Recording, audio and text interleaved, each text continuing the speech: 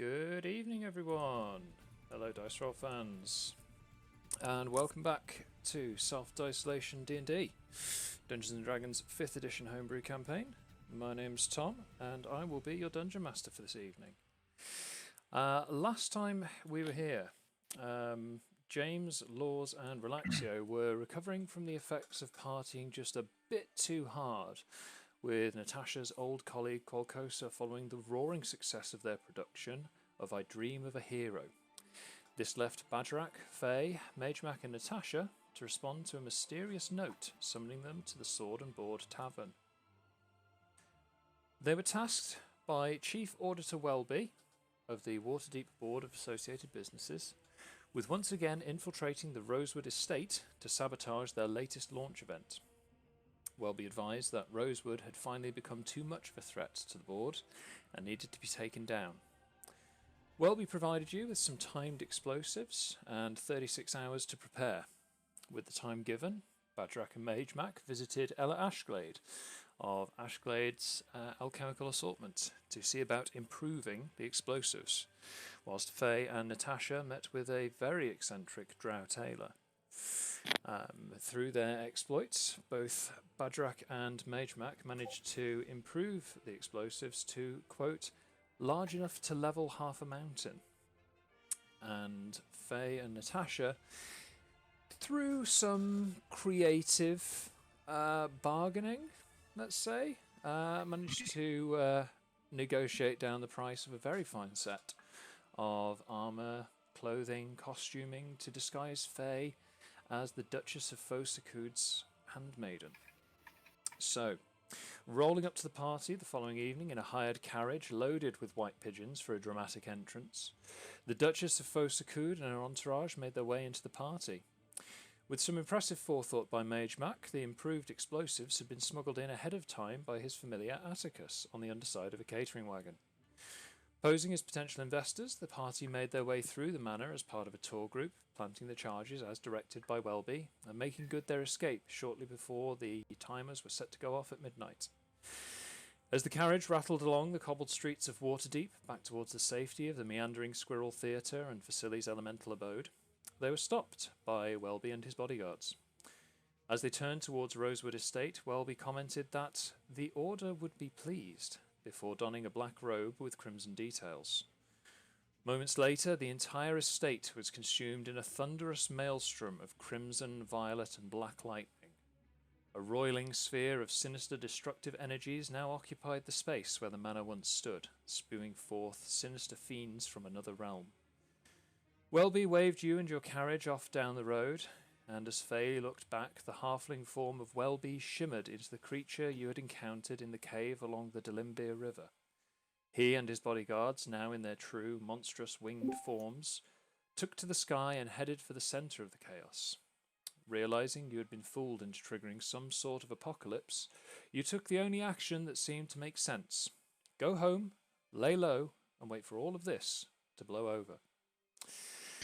And did it? Well, we're going to find out. Joining me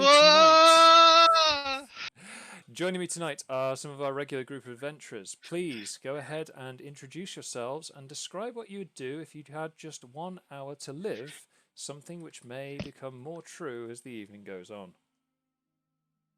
Right. Hi, I'm Bagerac, the Half-Orc Barbarian. If I had an hour left to live, I'd probably storm my way back into my old warband, challenge the chief, just to prove how much I'd improved. I might win, I might lose, but I'm gonna put up a good fight. Hi, excuse me. Hi, I'm James, the Aarakocra Ranger. If I had 1 hour to live, I'd spend it soaring the skies with my family and friends. Hi, I'm Magemak, the Warforged Warlock. I'd get busy with some electronic ladies and then use the last 58 minutes to sleep it off. Hi, I'm Natasha Bardingfield, the Halfling Bard. And if I had 1 hour to live, I would start a roaring fire, gather all the gold I had nearest and dearest about me, and then death loot the rest of the time away until there was not an eardrum in sight. Fantastic. So, we're going to start inside of Vasili's elemental abode. immediately after the end of our last session. James, you've just resurfaced following an epic 2-day hangover. And as you emerge from your room, nursing the remnants of a terrible headache, you are greeted by one of Vasily's elemental servants. Their swirling form, vaguely humanoid, but altogether the appearance of a tornado with basically a small bow tie. Looks down at you and says, "Good evening, sir. How can I be of assistance?" It'd be nice if you could tell me where everyone's gone, and do you have any water? Certainly, sir. He waves his hand, and the large dining table in the sort of centre foyer, let's say, for the house is suddenly stocked with some victuals for you, and a very, very large jug of water in a goblet. Oh. So, turning back to you and says, "It appears that Mr. Bagerac, Miss Faix, Miss Natasha, and Mr. Magemak left earlier this evening, attending a party of some sort." Just put my hands in my head a little bit and go, "Oh, for fuck's sake." Do you know exactly where they are? I believe it was some sort of gala or special event. They were very excited and very well dressed. Right. Could you find me some sort of fancy shit to wear? Certainly, I will see what we can acquire for you. He drifts off to a back room, leaving you to enjoy the supper, let's say, that they've left out for you.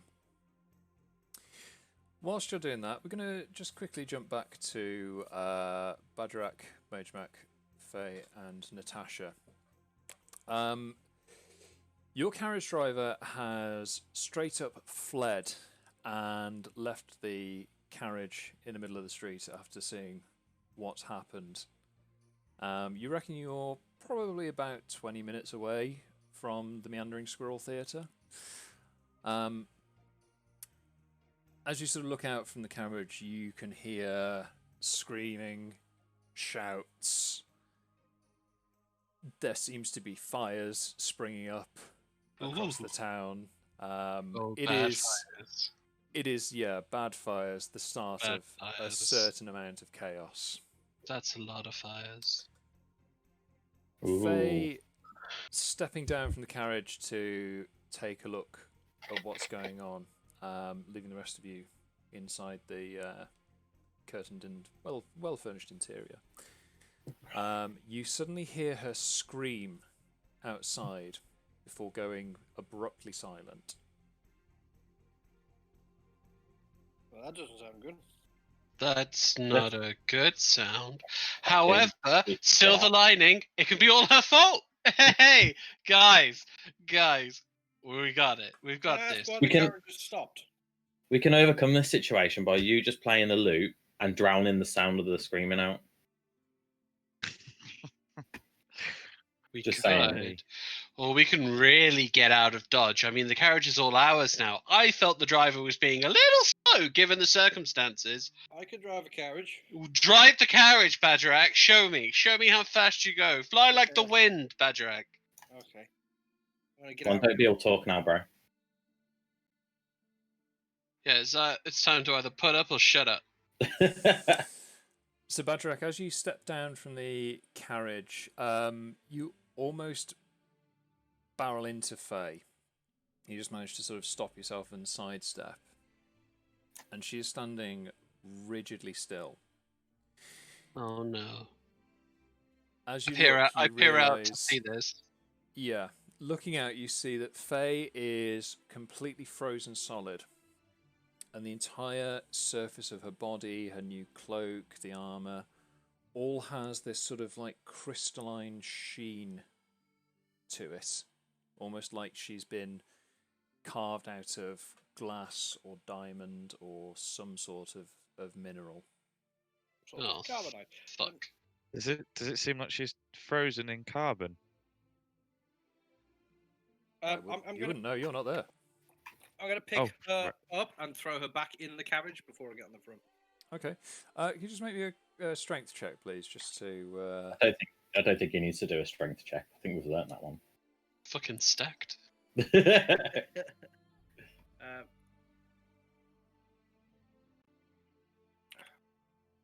I get no? It's only Got when I more rage guns I than a get Trump advantage. No, supporter. I get advantage on this now, don't I? I believe so. Yes. Yes. That's a 21.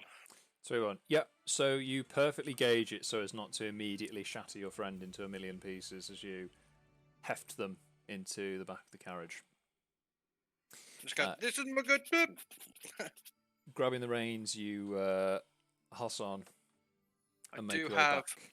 land vehicles as a proficiency. That's Well, as a fine. thing.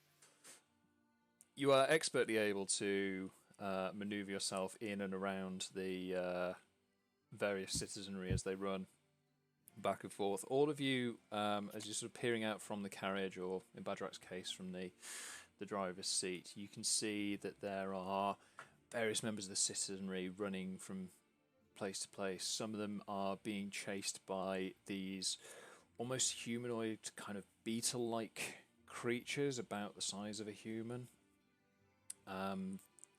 Identical to the creatures that you saw summoned in the cave along the river. As you look up to the roof line, you can see these dark shapes moving across the sky.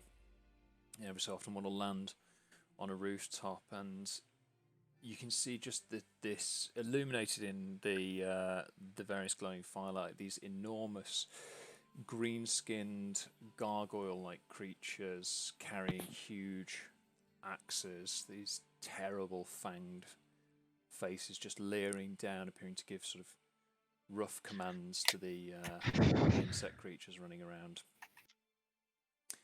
And through the chaos, you manage to make your way back to the Meandering Squirrel and the door set up for Vasily's elemental abode. You grab Faye, run inside. Faye did a James. thing, Faye did a thing, Faye did a thing, Faye did a thing. You are just the worst friend.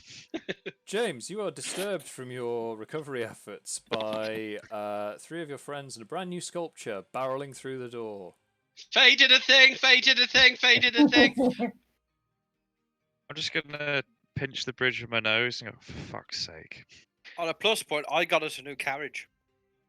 Oh, she really did it this time. Oh my god. Right. You could say she's caught between a rock and a hard place now. I've told you about this before. If you keep using shit puns, I will slap you. So, Anyone want to elaborate so- what's happened? do you want to look outside the front door? And that would probably explain it a lot quicker than we could, because things have happened Cool. and things are happening. I'm gonna shut the door and go into my room. No, I really feel you need to take a look. I strongly suggest you take a look at what's going on out there, because I'm still gonna shut the door and go back into my room and get changed, and maybe get my armor and weapons, and then go out. Okay.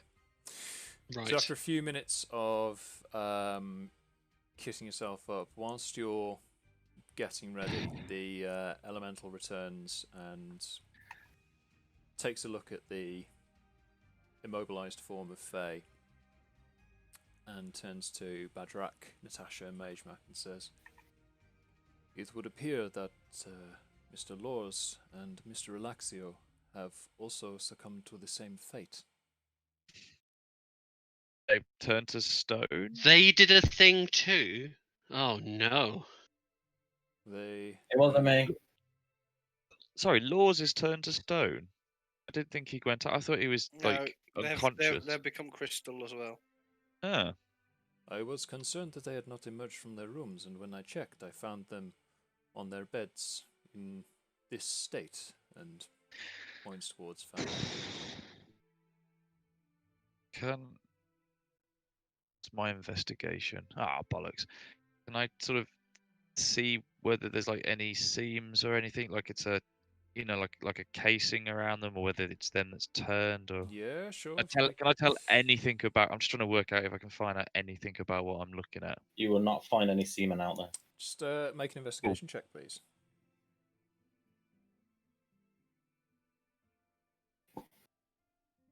Dear, 6. 6. You can't see any seams, and from what you can tell, this is either your friend turned to crystal or a very elaborate crystal statue of your friend. Okay. Whilst you're looking over this, there are a series of almost thunderclaps in the room. In the room? In the room. And there are these bright flashes of light. And as you sort of look around, you see where each one has occurred. There is now standing a humanoid figure in a suit of leather armour, covered in shining but quite battered metal plates. Each one's wearing a helmet covering their entire head, save for 2 round green eyepieces and a peaked mouth covering, giving each one a sort of vaguely owl-like appearance. They're all carrying glaives topped with squared, almost like razor-like blades, crackling with green energy. And each one of them has immediately taken up a defensive stance. So for one, who is still standing at ease, and just addresses you all in a very stern voice, saying, "What did you do now?" Faye did a thing! It was all Faye. Let me rephrase this. So they've gone into our private sanctuary. They've just appeared in our pocket dimension. Yep. Well, that's not a good sign. Faye did a thing! You know what? I don't know what thing she did, but I think she did it more than once because... I think it's James's fault. I'm going to need one of you to explain it, since I wasn't physically there. Also, he wasn't there. He wasn't there to help stop us. Yeah, he wasn't there to stop us. I mean, Faye wasn't there to stop Faye from doing the thing. Who are you? The one that's speaking holds out their glaive for one of the others to take, and they remove their helmets. And you can see that there is a sort of a brief kind of shimmering as the helmet comes off. As it does, it reveals this long flow of silver hair. Is this the angel that we recognize? 2 horns curving back up over their head. What immediately catches your attention is that their eyes appear to be this golden yellow and almost looks like they're on fire. Standing before you is Aradel, the mage from the Wizards' College. Not this guy again. But she seems Girl. Slightly older, and there is a scar running directly across her face from her, just above her one eyebrow, down onto her cheek. Right, I think I'll start with saying, how the hell did you get in here? How the... She's always been able to get in here. What happened to your face? She just snaps her fingers, and the one holding her glaive comes over and hands her what looks like a pocket watch. She consults it briefly and goes, "How long ago did the explosion happen?" Like seconds. No, it's more like half an hour ago. Half an hour ago. Yeah, I'd say half an hour. Good. Then we've still got You time. mean the explosion that Faye caused? The explosion that you caused. That wasn't really an Tomato, explosion, though, was it? tomato. There It was like a was big more an flash. and then- implosion, Yeah. I would say. Nothing came Aradel out. holds up her hand to silence you. Right, yeah. I'm going to make this as brief as possible. Do you recognize my face? Simple Yes. Try yes not or no to at is the best required. of times. Yes. Okay. Then there's a version of me in this reality that you've already met. Oh no. In my reality, that portal got opened to an abyssal plane and started an invasion. That invasion overtook Waterdeep and became a staging ground for these creatures to dominate the rest of the material plane. Can you Fortunately, elaborate on what the creatures are? as far as we can tell, they are Yugoloths from the abyssal plane of Gehenna. Do we Which know what a means- Yugoloth? Sorry. Which means that we can kill them here, but they'll simply rebirth themselves back on their own plane and come back through that hole in reality. Oh, Now,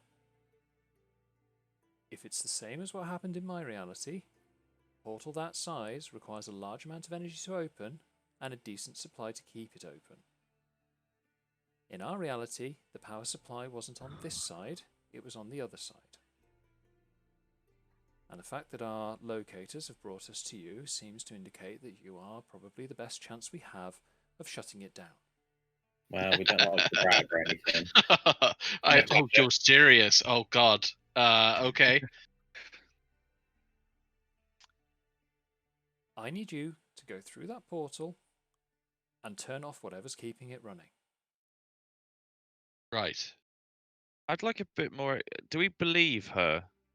This is all sounding just a little bit sort of squirrely to me. I have been tricked before. Well, Faye has been tricked before. James, make an insight check. Can I make an insight check? Mhm. I'm feeling pretty skeptical because of what happened to Faye, obviously. Definitely not me. 21. Oh, that's a 21. good roll. 7. Not so much for me.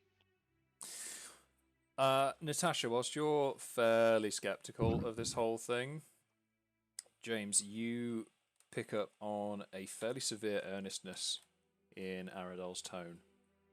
Okay. I will advise that since they have all definitely fucked us up, that we go and try and make this right. Oh, now the moral compass decides how we're going to act. Where were you earlier? Faye could have avoided this entire mistake. I'd like to strike him with my open palm. Just make me an unarmed strike to hit, please. Can I ask the weird silver-haired horn lady what, if she Ah, knows shit. what's going on with our friends? That are 15.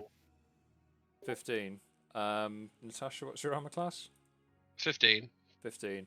Yeah, you just clip her around the ear.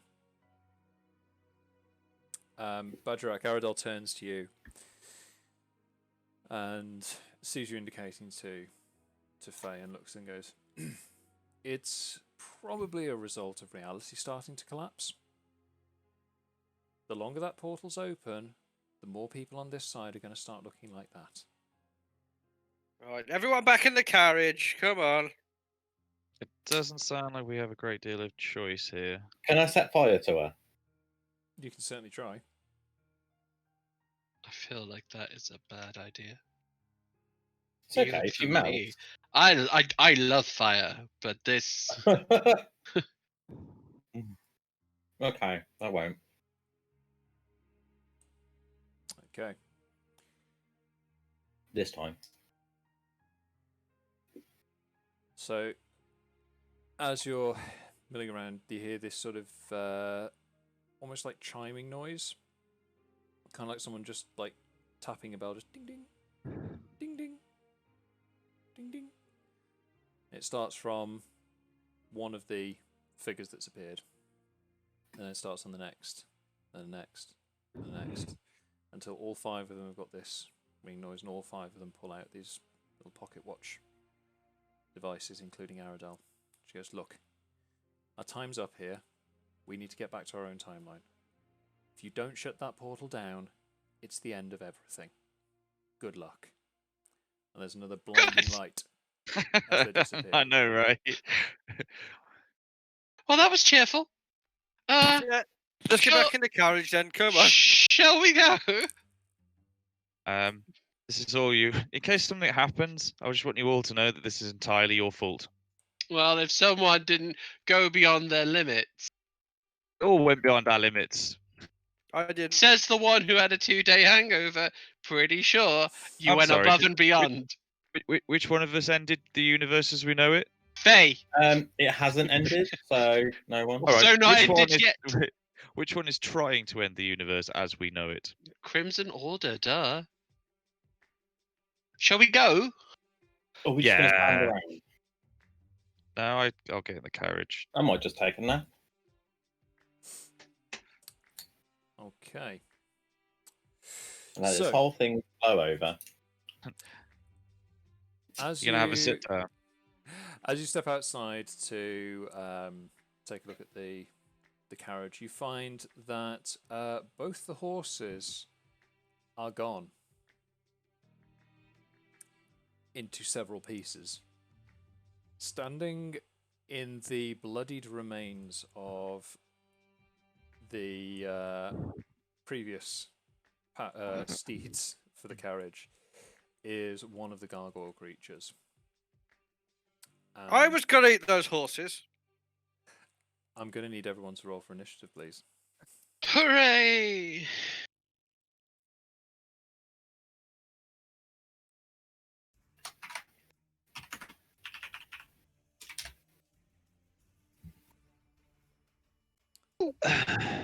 Okay. Smashed it. So, I love the confidence.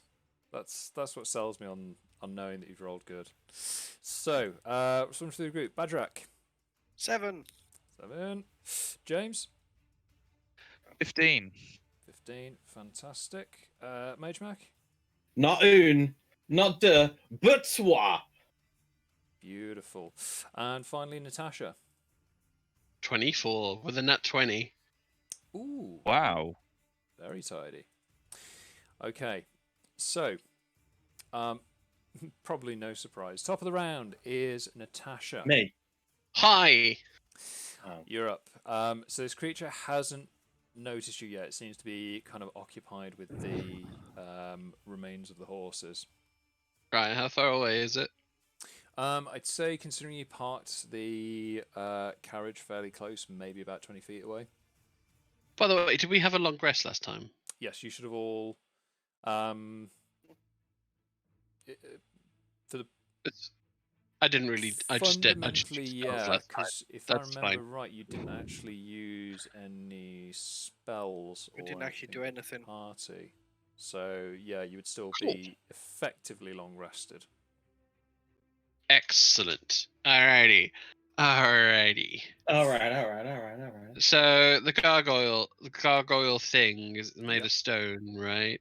Stony, metally. Stony- What you can see, it is it. As you've seen them as you've been rolling through the streets, they don't appear to be made of stone. They just look like this green-skinned, muscular gargoyle-like figure, big bat wings, carrying this enormous two-handed axe. Horns, Alright, cool. little spines coming off the shoulders. For the sake of That does- modesty, a loincloth. Alright, cool. I'm gonna shout some vicious mockery at this motherfucker. Okay, cool. Cool. What do I need from you? I need a wisdom saving throw of 16 from the gargoyle, please. Okay. Wisdom saving throw. That is a pass. Oh, it passed. Oh, okay.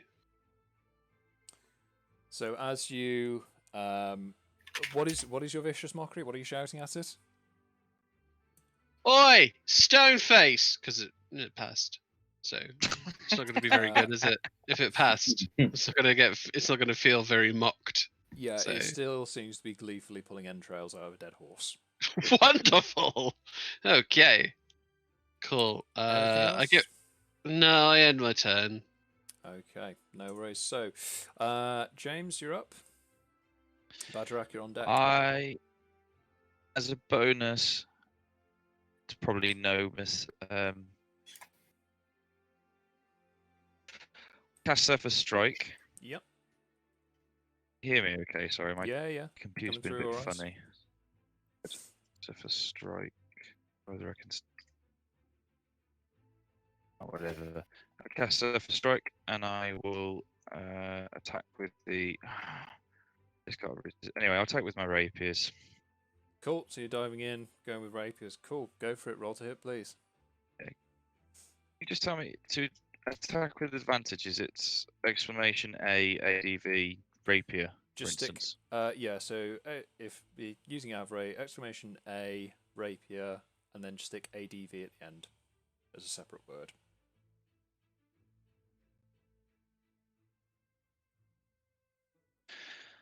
Oh bloody hell! Oh shit! Both times I 10 to hit. Both miss. This thing No, as it you. was. I was gonna It say as was. you It go in. was. Yeah. So your first attack misses. Completely whiffs it. Yep. Oh, I've critted now. Second attack has crit. Cool. So 27 to hit. Yep, that definitely hits. And So gauging it, you managed to drive the rapier down into this thing's shoulder. into his eye. I mean, if it didn't hit, then I Should- was just gonna let the apocalypse happen. Yeah. No Can you pressure. remind me how we're doing the crits again? Am I just rolling damage dice twice and adding my, but only Roll adding your my? damage dice twice and then add your modifier. Okay. Or sorry, double your damage dice roll and then add your modifier. Oh right. Okay. In which case, 4, 8, 12, 12 damage. Thank you very much. and I will bugger off out of its range. That's fine. Yeah, so you've managed to stab this thing and then leap back. Anywhere particular? Or just straight. I think sort of up and away. There's no sort of specific area I'm looking for. Fair enough. Okay, cool. Bagerac, you're up. Magemak, you're on deck. I am going to run at the thing and attack it with my longsword Cool. while yelling, "Oi, we needed them. If anyone's going to eat them, it was going to be me." Nice. Go for it. And I shall attack recklessly. Okie doke.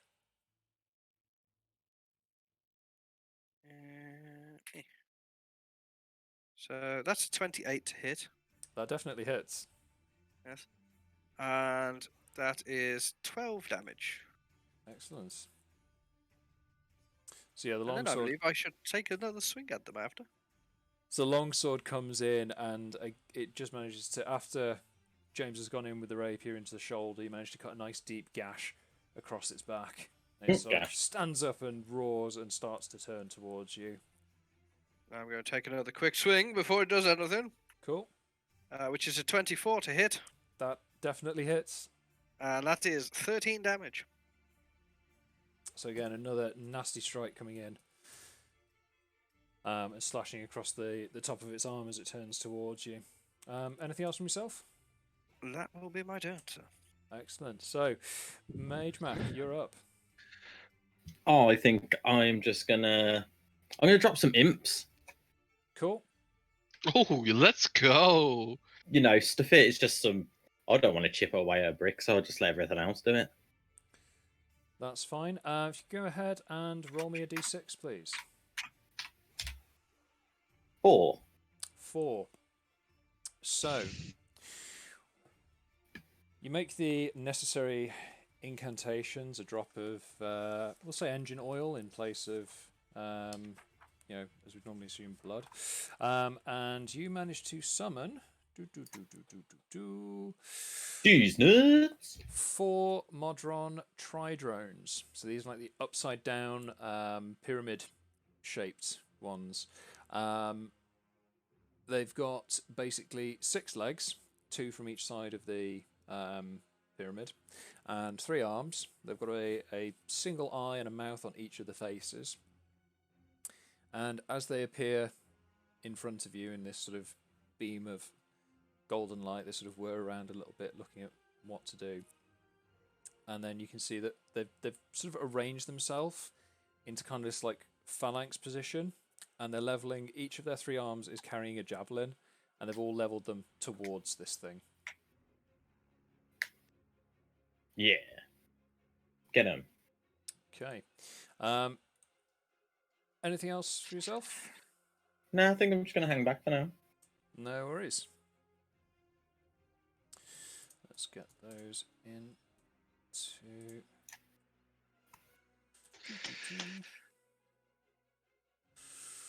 There we go. Okay. So, back to the top of the round. Natasha, you're up. Okay. I cast. Ooh, what do I cast? So many options. I cast Fairy Fire on the thing. Let's make it purple. Cool, that's fine. Remind me, Fairy Fire, do they need to do anything to avoid that? Wisdom saving throw of 16. Wait, no. Dexterity saving throw of 16. Okay. 2 seconds. So, Dex saving throw of 16. I believe they have biffed it. So yes. Wonderful. Yep, they totally biffed that. Cool. And So the now song they are from my illuminated. death loot is in the vein of Start Wearing Purple by Gogo Bordello. Okay. And cool. Any attack roll against an affected creature or object, once they're bathed in fairy fire, you have advantage. Excellent. So Enjoy. this thing is now illuminated in incandescent purple light. Start wearing purple, wearing purple. Okay. Anything else from yourself? I'll give some bardic inspiration to my man Bagerac, and I end my turn. He's not even a bard.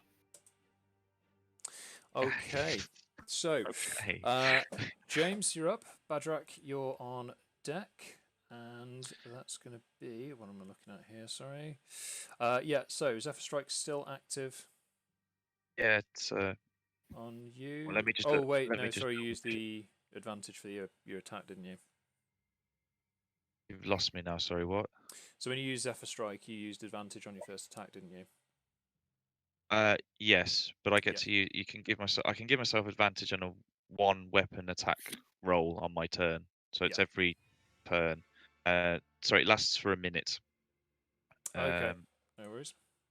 Just I was just going to go and attack again with advantage. 18 to hit.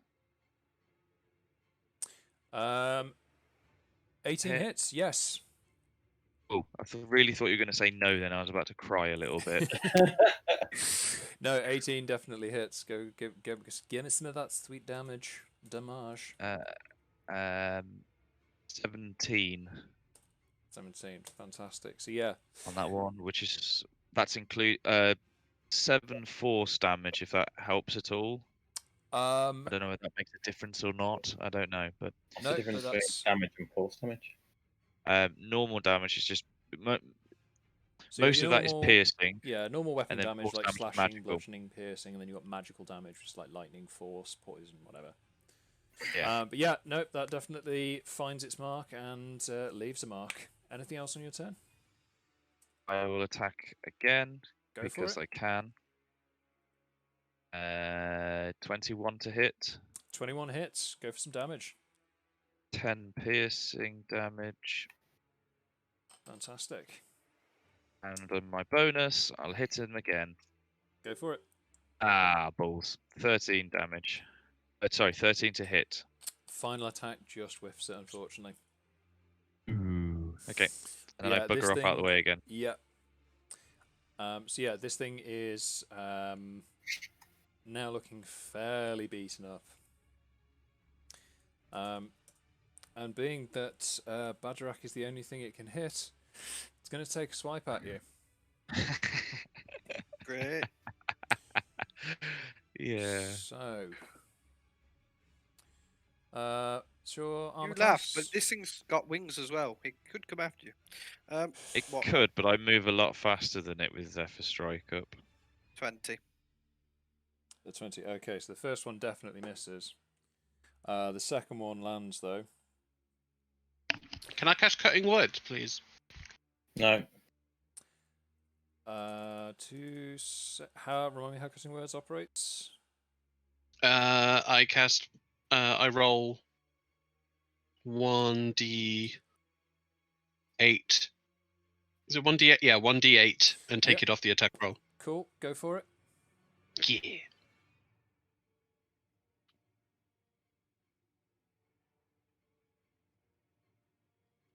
Five. Still hits. Whoa! They rolled very high. Okay. So, Bagerac, if you... Where are we? You take 24 points of slashing damage as this axe comes barreling down onto you. Please tell me that's total and he halves it. No, No. I'm not ranging. Oh, a shit. Okay.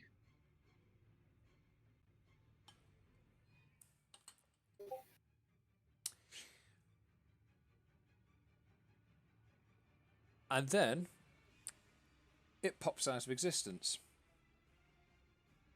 and reappears behind James. Oh my, one more Shinderu! Well, bollocks. And that's the end of its turn. So, Bagerac, you're up. Magemak and the drone army is on deck. Drone army! Well, now it hit me back. I am going to rage. How Okay. dare it? How very dare indeed. I can't believe you've done this. And I'm going to turn and charge it and swing at it with my elven longsword, double-handed, because I'm so pissed off it just hit me. Yep, that's fine. We'll say that it's hovering just above the carriage next to James. Being that you are just so angry right now, you take a standing leap onto the carriage and then leap into the air to try and hit it. I will go give it a good go, yes. Go for it. That's a 23 to hit, That Oh, definitely Christ. hits. and that's 15 slashing damage, well, magical slashing. Excellent. If it doesn't kill it, I'm going to swipe at it again, bastard. Yeah, you managed to clip like the top of its thigh, and it is super pissed off now as it sort of turns to rage at you. I'm also super pissed off. Join the club! I'll take another swing. Go for it. That's a 26 to hit. That definitely hits. You are rolling fucking And rocks tonight. 13 Literally. damage. Like, you roll with advantage, and like even your lesser score was 16, so you'd have been 25. Yeah. Christ. That's fine. Yeah. So another strike basically takes its leg clean off, and you see as the leg falls away, it just sort of turns like this black ichor and just sort of splashes across the cobblestones below. Weird. But this thing is still airborne. It's very angry, but it's airborne. Anything else from yourself? No, there's nothing else I can do. Okay, so moving on then to Magemak and the drone army. Go. Go, go, go. Throw your little spears and shit. Okay, that's fine. So the drones turn to face this thing and ready all of their javelins to yeet at the target. Let's have a look. So we've got so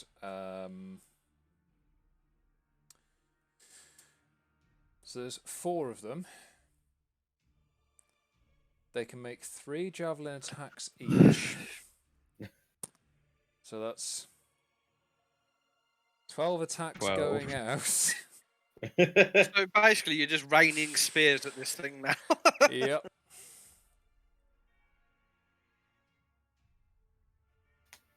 Let's have a look then and see how many manage to hit their targets.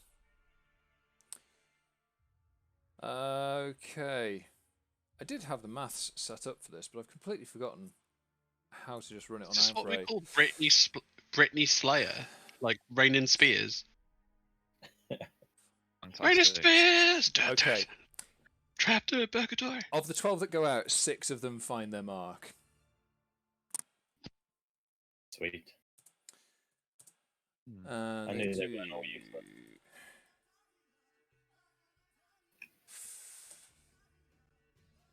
For a total of 31 damage against this thing. Yeah, boy. So as this cloud of javelins just gets launched from this little firing line that you've set up, half of them miss and stick into the buildings behind. One That's of all them, right. I'd expect that. one of them narrowly misses James. Oh dear. 6 of them just impale this thing and it just drops like a stone onto the floor. And you watch as this sort of pin, this like green muscular pin cushion is now on the floor just laughing at you. It doesn't appear to be able to move. It's like completely impaled to the ground. And you can see there's like blood running out of its mouth now. These wounds are like oozing this kind of black goo out of it, and it's just lying there, just this throaty, just mocking laughter at you. I will say, for the purposes of keeping track, we are now out of combat. This thing is no longer capable of being a threat to you. Okay. Good little It drone. was never a threat. Well, as I'm still pissed off, I'm going to walk up and push my sword through its arm and say, "What's so funny?" I'll be seeing you again soon. And its entire body just starts to ripple and bubble. And Gush just its eyes out! melt Then it can't see away us again! onto the floor into this black goo, which just sort of seeps its way down into the cobbles. Oh yeah, that bin said that they just come back, don't they?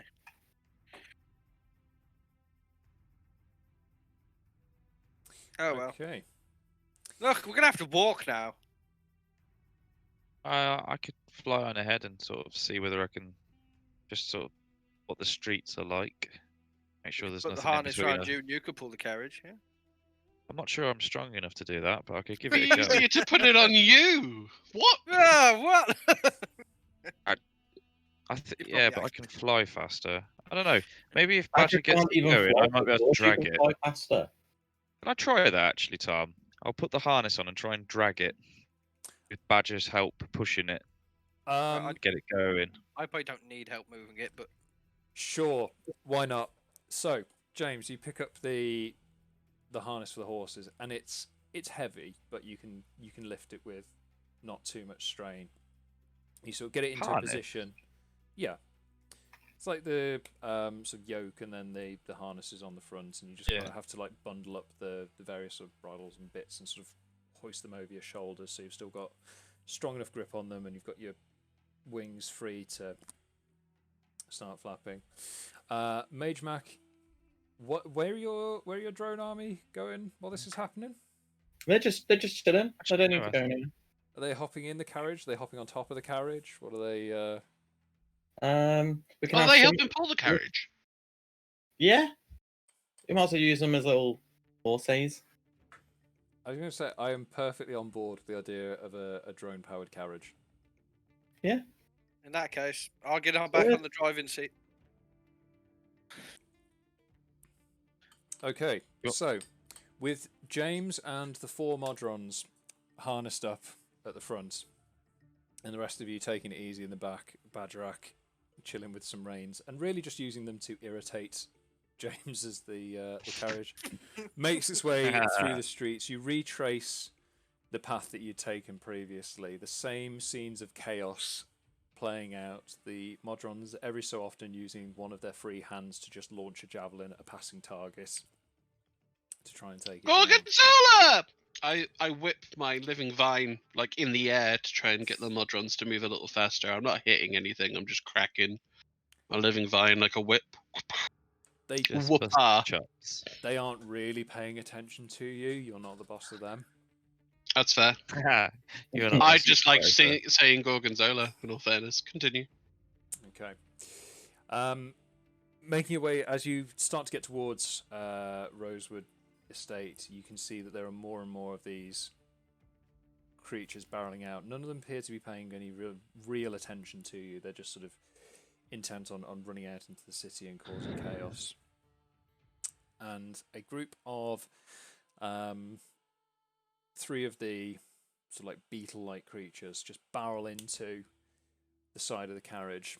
And with the exception of James and the Modrons, I need everyone to make me a strength saving throw, please. Strength saving throw. Is it cast? Is it? It's not cast, It's is it? if using average Save. exclamation save. Yeah. Space strength. Oh yeah.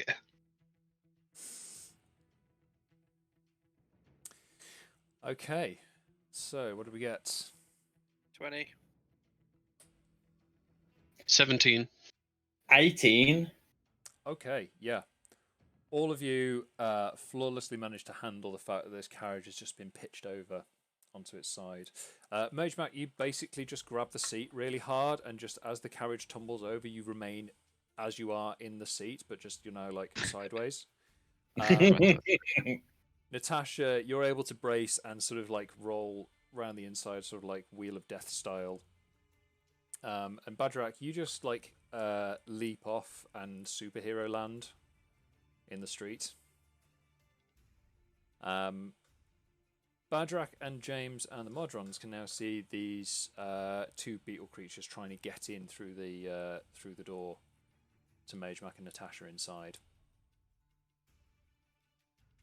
Can I attack them to try and stop them? I'm assuming they're not good, so...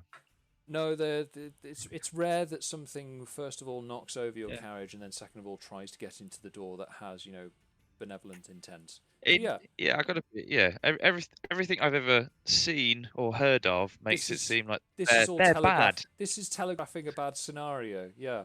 Yeah. So, do you want me to roll initiative or anything, or can I just attack them, or how do you want to do this? I was going to say, if you and Bagerac want to attack them, you can do. Oh, I assume I've lost Zephyr Strike now. At this point, yes. Yeah, Zephyr Strike is down. Shit. 12 to hit, or do I get advantage because they're not looking at me? You'd get advantage because they haven't noticed you. They may have just thought you were like a really odd-looking horse. Oh, in which case, 25 to hit. 25 definitely hits. Roll me some damage, please.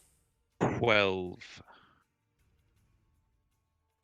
Do I get advantage on both? Yeah, because I've got nothing extra to add to that. Do I get advantage on both, or just the one attack? You just get to make one attack. So Okay, I don't get to strike bonus or anything like that. Not at this point, no. Okay, 12. Okay. Trying to. So sorry, 12 damage or 12 to hit? Sorry, I'm. 12 damage, 25 to hit. Excellent. Okay, yeah. What were you attacking with? Sorry. Just the rapiers. Okay, so yeah. Sorry, I have had to close on them annoyingly, so they can hit me back. But yeah, so as you yeet across to it with the javelin, you stab it through the ribs, and it screeches and turns to you. Bagerac, you taking advantage of the chaos? Of course. Cool, go for it.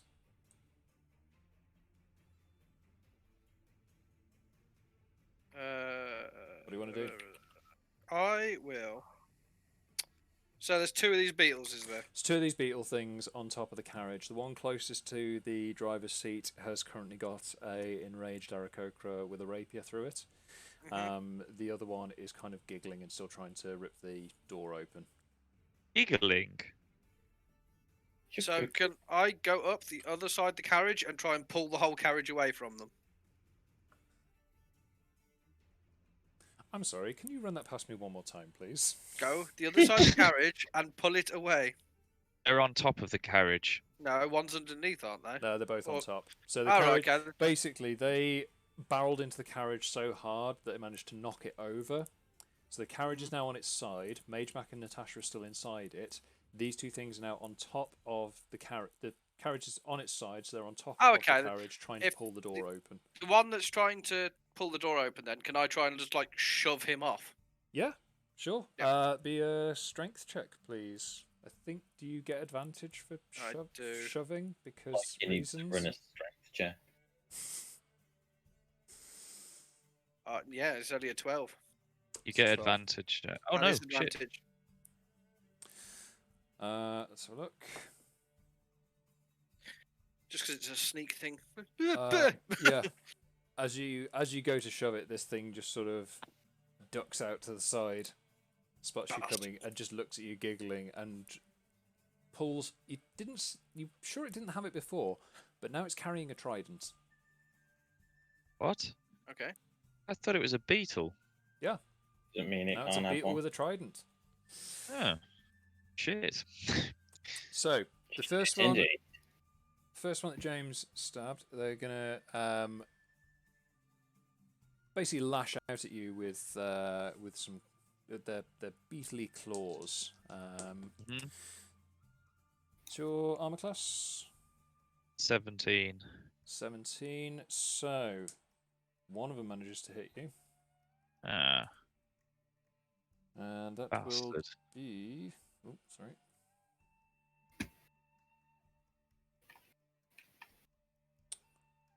Oh, come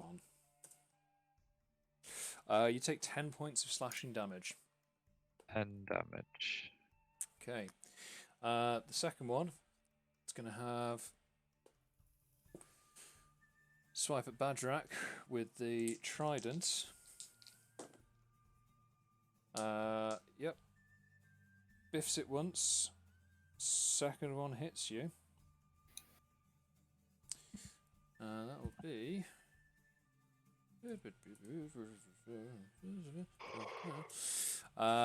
take 8 points of piercing damage as it sort of grips 2 of its forehands onto the trident and lunges forward at you. Okay. So, whilst they're up to that, Natasha, what are you doing? I guess I get onto my. Well, I try and stand up as best I can in the carriage. Yeah, easily done with the strength checks you pulled off. Basically, you're standing upright in a sideways carriage, looking at Magemak, who's just gripped the seat and is now at 90 degrees to the rest of the world. I give him a bit of a look, and then I have a look out the window and see the beetles. Right. Yeah, so from your position, you're looking straight up at their beetly taints, and you can see just like the one, as you look up, the one to your right has got a rapier coming in from side of frame into it, and the other one appears to be going out of frame with a trident. Right. So I go to Ringo with the trident, Mm-hmm. and I'm a shout some dissonant whispers at them. Cool. Remind me again, Dissonant Whispers. Wisdom that's a 16. Whiz saving throw. Let's have a look. They pass. Well, fuck it. Shit game anyway. Yeah, waiting for that. I say Shit game. between their weird anatomy and the fact that your world just got pitched 90 degrees, and the fact the only thing you can see is Beetly Gooch, it's a little bit tricky to kind of aim the spell quite right. All right. I'm a lay on a level 2 healing word as a bonus action though to my main man Bagerac. Cool, that's fine. I forgot he had Bardic Inspiration. Should have used that on the last fucking thing. Yep. Cool. So Bagerac gets 11 health back. Ooh. Tidy. And that's it for me. Anything else? Okay, cool. So, Magemak, you're up. Your drone army, you are aware. You can't see them, but you maintain a connection to them, and they are ready and waiting for your commands. I need to just become spear chuckers again. Spear chuckers, no worries. Are you divvying your targets, or? I think I'll just get them all to attack one, because a lot of spears at one thing is more likely to hit than me spreading out. That's fine. So that's another volley of 12 javelins. Let's have a look, see how they do.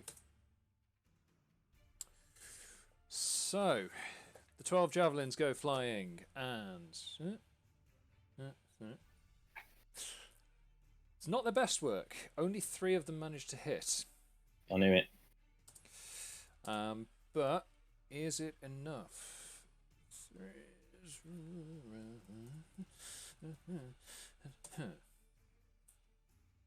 Between them, managed to get a pretty decent 20 damage onto this thing. So that one, there we go. Yeah. So they've had a rapier, and now they've got 3 spears sticking out the side of their heads. Okay. So with that, then we are back to the top of the round, and these things are. I was going to say they're not best pleased with what they've seen. So the first one is going to again take another swipe at James. Okay. With his claws. What's your armor class again? Sorry. 17. 17. So one of them manages to hit. So they basically flail at you with like all 4 of their claws, but only one of them manages to actually get in under your guard and scratch you. And that is... it's 9 points of slashing damage. That total, everything? That's it, yep. Okay. Second one is going to take a swipe at Bagerac with the trident. Oh, it would. Of course it would. You're a bit more prepared for it this time, as neither one of its strikes manages to hit you. Okay, so James, you're up. Bagerac, you're on deck. Going to fuck him up. Go for it. Attack with my rapier again. 13 Name, if you to hit. will, the manner of the fuckery. 13 does not hit. Fuck. It glances off this like the chipness armor it's got. 21 to hit. That one hits. That one does 11 damage, and I pressed the wrong thing, which is good. And because it's already been hit, roll 1d8. Oh, fuck off. 12 damage. Okay, so you just get 1 as your bonus damage. Yep. Yeah. Hence my cool. fuck up. Yeah. It's I'll be honest, and- not your best dice rolls, but this thing is looking a bit more beaten up now. You can see that there is this weird sort of like black ichor starting to come out from between the armor plates. 14 to hit as bonus action. Doesn't hit, I'm afraid. Bollocks. Okay. Okay. Bagerac, you're up. I'm going to get another swipe at this bastard that keeps trying to attack me. Cool, go for it. I'm going to attack it recklessly.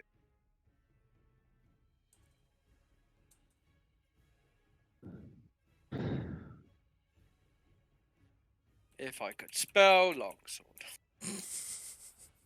I just put it as a longsword. The joys of Alphabet. That is a 29 to hit, which is a crit. That definitely hits. Your damage, please. That's 8, 9, 10, 11, 12, 13, 4. Wait, that's 8, 9, 10. 14 damage. But then I've got to roll another dice because I critted. Yep. Which is. Because of your barbarian critical thing. Yeah. Which is 1d10 on that one. Oh, fuck.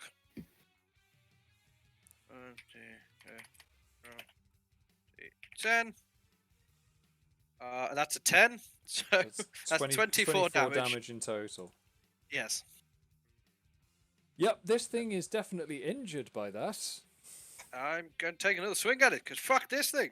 Go for it. Attack me with a fucking trident. The audacity. That's a 28 to hit. That also hits. And that's 12 damage. 12 damage. Cool.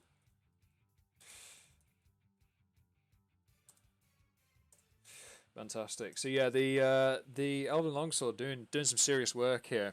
You've taken off one of its arms, and then driven the longsword through the other shoulder. So, whilst this thing has 4 arms and 2 legs, you've managed to disable 2 of the arms. The other 2 still gripping onto this trident. Natasha, you're up. Magemak, you're on deck. Is the trident made out of metal? I believe so. Yes. Cool. I guess heat metal on that little bitch. Go for it. Cool. So that's 2d8 damage. I'm dealing damage now. I'm a damage dealer. Don't you dare draw your weapon, though. God forbid. Cool. I'm waiting for one day you should draw that dagger and it's literally just a hilt and there's no actual dagger or anything on it. Cool. Oh, okay. It takes 3 fire damage, but it needs to take a Constitution saving throw. Cool.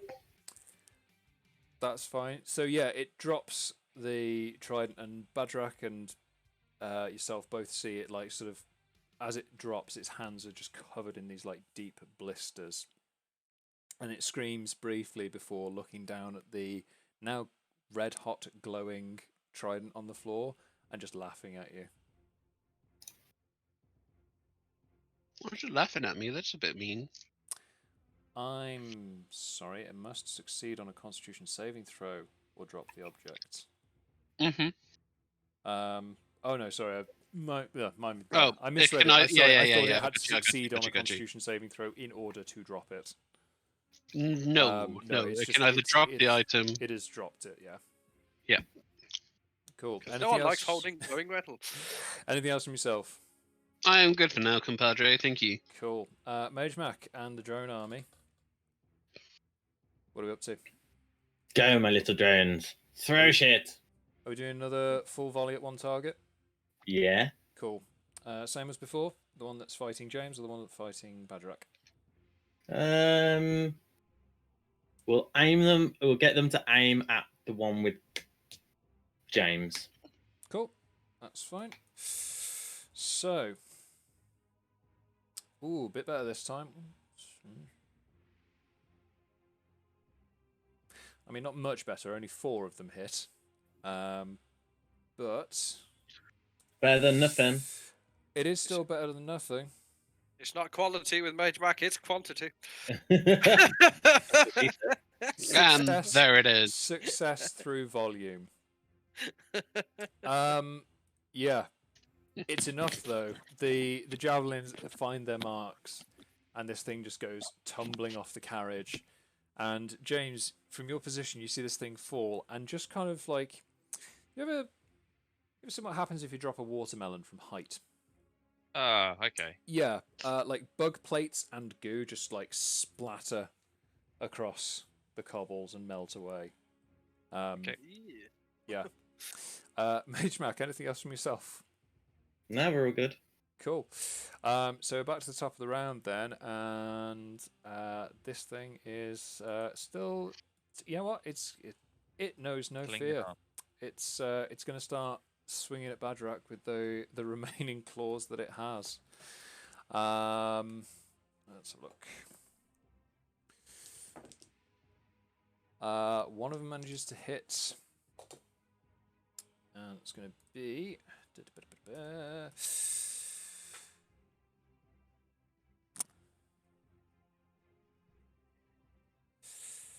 Bagerac, you take 12 points of slashing damage. Okay.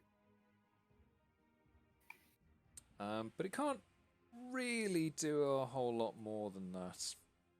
So, James, you're up. Bagerac, you're on deck. It's nearly dead anyway, isn't it? By the looks of things. Damn it in the face. So this thing, yeah, it's looking pretty beat up. Right, I'm gonna go for it with my rapier. 23 to hit. That definitely Hit it with a hits. chair. I It missed all. doesn't matter. How Did much you say damage, that sorry? hit? Yes, yeah, it hits. Yeah, 13. 13, thank you. Is it still alive?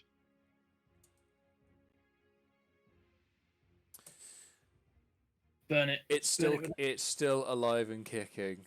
It's just turned Okay. to you, Oh, and you dear. can see that it is like gooing out, and it Going out. Is that the technical term? gooing out, not going out, gooing out, but not gooing out, just gooing out.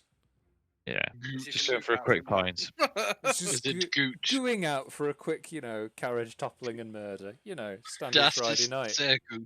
Sounds like a Fantastic. great night out. Can I join? Das ist sehr gut. Sehr gut. My follow-up attacks were 9s, so I presume that's both misses. They are, I'm afraid, yes. Yeah. Cool. End of your turn? Yes. Excellent. Bagerac. This thing is looking pretty beat up. What would you like to do? He's looking pretty spicy. I'm gonna swing at it recklessly again, because why the fuck not? Swing, Why change your swing, broken habit of swing. 6 months? Yeah. Cool. Hey, ro- me roll- and this Beetle's got something going on here. That's mighty big talk coming from someone who's done nothing but stand at the back and shout names at people. It's 19 to hit. And made sexy bears. Sorry. 19 hits. We forgot about.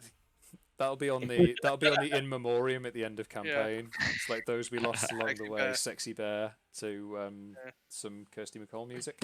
Yeah. So what was that to hit? Sorry. 19. That definitely hits. Roll me some damage, please. That's I was 16 thinking damage. 4 non-blondes. 16 What's going on? This thing, yeah. As you swing down, you manage to take off the one of its remaining mobile arms, and as the sword comes down, you just cut it off at the thigh, and so it's now sort of Just propped a up, scratch. trying to prop itself up on one working arm. It's bleeding out all over the top of the carriage. You're kind of having to watch your footing because this is getting a little bit slippy now. Well, I'm just gonna hack at it again, because why not? Go for it. That's a 27 to hit. That definitely hits. And it is 9 damage. Yeah, with the final stroke, you just bring the longsword crashing down, and the as it sort of looks up to see the sword coming down, you see the mandibles twitching, and it's sort of giggling to itself, and then stops. Is anyone else finding this giggling a little bit disconcerting? I'm He finding it killed me. awfully unnerving, and I'm a fan of laughter. Can I just go with, you laugh, but I'm keeping you trident? Oh, is he looting the trident? For fuck's sake. Careful, it's hot. You pick up the trident, and it melts away with the rest of the Damn it. creature.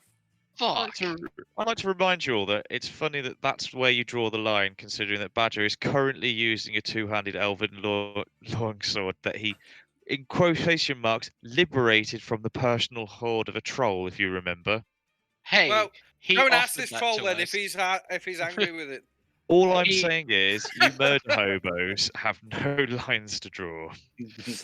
So we are now out of combat. The carriage is wrecked. You're probably a few minutes away from Could Rosewood I site. cast Cure Wounds on myself? Has anyone else been hit, or is it just me? Badger. Have you got hit? You've been hit, Badge. Yes, sir. Wait, what you at? 38. 38. That's a lot higher than me. I'm just going to cast it on myself then. I don't think I can. Well, I was going to. If you were further down, I'd have. You don't need to explain your selfish ways. We don't You care. know what I could do? I'm sorry. I'm sorry. Who nearly ended the universe? Was it you or me? It was Faye. Yeah, blame the person not I'm here. going to point out. In fairness, if she's Also- not here to defend herself, Faye is taking responsibility for starting the end of the world. So Much I like how you guys were responsible for starting the end of the world last time. I'm just going to point out though that Bagerac sees this is all I did was left one orc warband and joined a new warband with less orcs in it. It's true. You are the best orc in the warband. Okay. You're very progressive. Whilst they're bickering about who started what apocalypse, Magemak, what are you up to? I can cast Healing Light on Bagerac Cool. Chills. Aw. because Team player. being You James. know, keeping the meat shield alive is probably a good idea. Yeah. Fair enough. How much healing you doing? I don't know. After roll, Go for it. I'm just gonna roll 2d6. Is it d6? 4. There we go. We crushed it. No worries. So, Better than nothing. patched up as much as you're able. Magemak, you reckon you've got maybe about another half an hour of control over the drone army. So you guys are probably on foot, maybe about 5 minutes away from the portal. How do you want to take care of that? How long does it take us for it to get to the portal? About 5 minutes by foot. Yeah, we might as well go there and then I can dismiss them. I'd say they're completely under your command for about another half hour or so. Yeah, so we'll take them. Like they can just sort of chill with us, and then I can just dismiss them, and then Fair enough. So, in Tom, case anything happens. yes. I'm going to drink my greater healing potion. Cool. Go for that. There you go, 19. I'll remove Sorted. that from my inventory. Jesus. Okay. It is a great Okay. healing potion. Fucking hell. Okay. So, I'm just going to play my octopipes while this is all going on. My Lovely. confidence boosting octopipes. that's fine. So, as your warband marches confidently under the sound of the octopipes towards the portal, none of the remaining creatures appear to attack you because they believe you to be insane, and it would be almost cruel. It's also the death cries of the octopipes, right? Yeah. They think, the fuck is that? I just get the image of like shit bagpipes. Is that fair to say? Yeah, They're pretty a- much. they're a Pretty set- much. Sound great They're when only they're in water. They sound terrible when they're out of it. There are a set of bagpipes made of an octopus and some bamboo. Don't they sound good underwater? And that's Yeah, that? they sound good underwater, and that is that. The rest of the time, they sound awful. Yeah, they are hideous.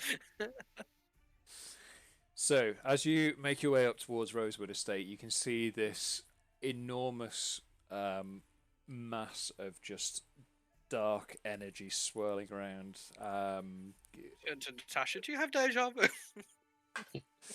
There is these sort of streaks of sort of crimson and violet lightning arcing across the surface, and every so often you just see this sort of flashes another one of these creatures, either one of the gargoyles or some of the beetle creatures, just make their way through the portal before taking off and heading towards the city. The walls around the estate are still standing, albeit that the gates have now been completely demolished out, and there is a hole that you could just quite easily walk up and through towards the portal. I was going to say the building is completely consumed by the portal itself. So essentially, what you've got is just like a walled ground around the portal. Well, that's fancy.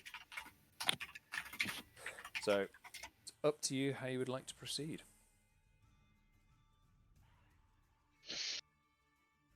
I think we carry on, but it's what you all think. I change to the death loot and provide like a. Do you think Funeral we should just march. try? Do you think No, we no, should no, just- no, not funeral march. More like a gritty, like anticipation Yes, the theme, like Imperial March. Right.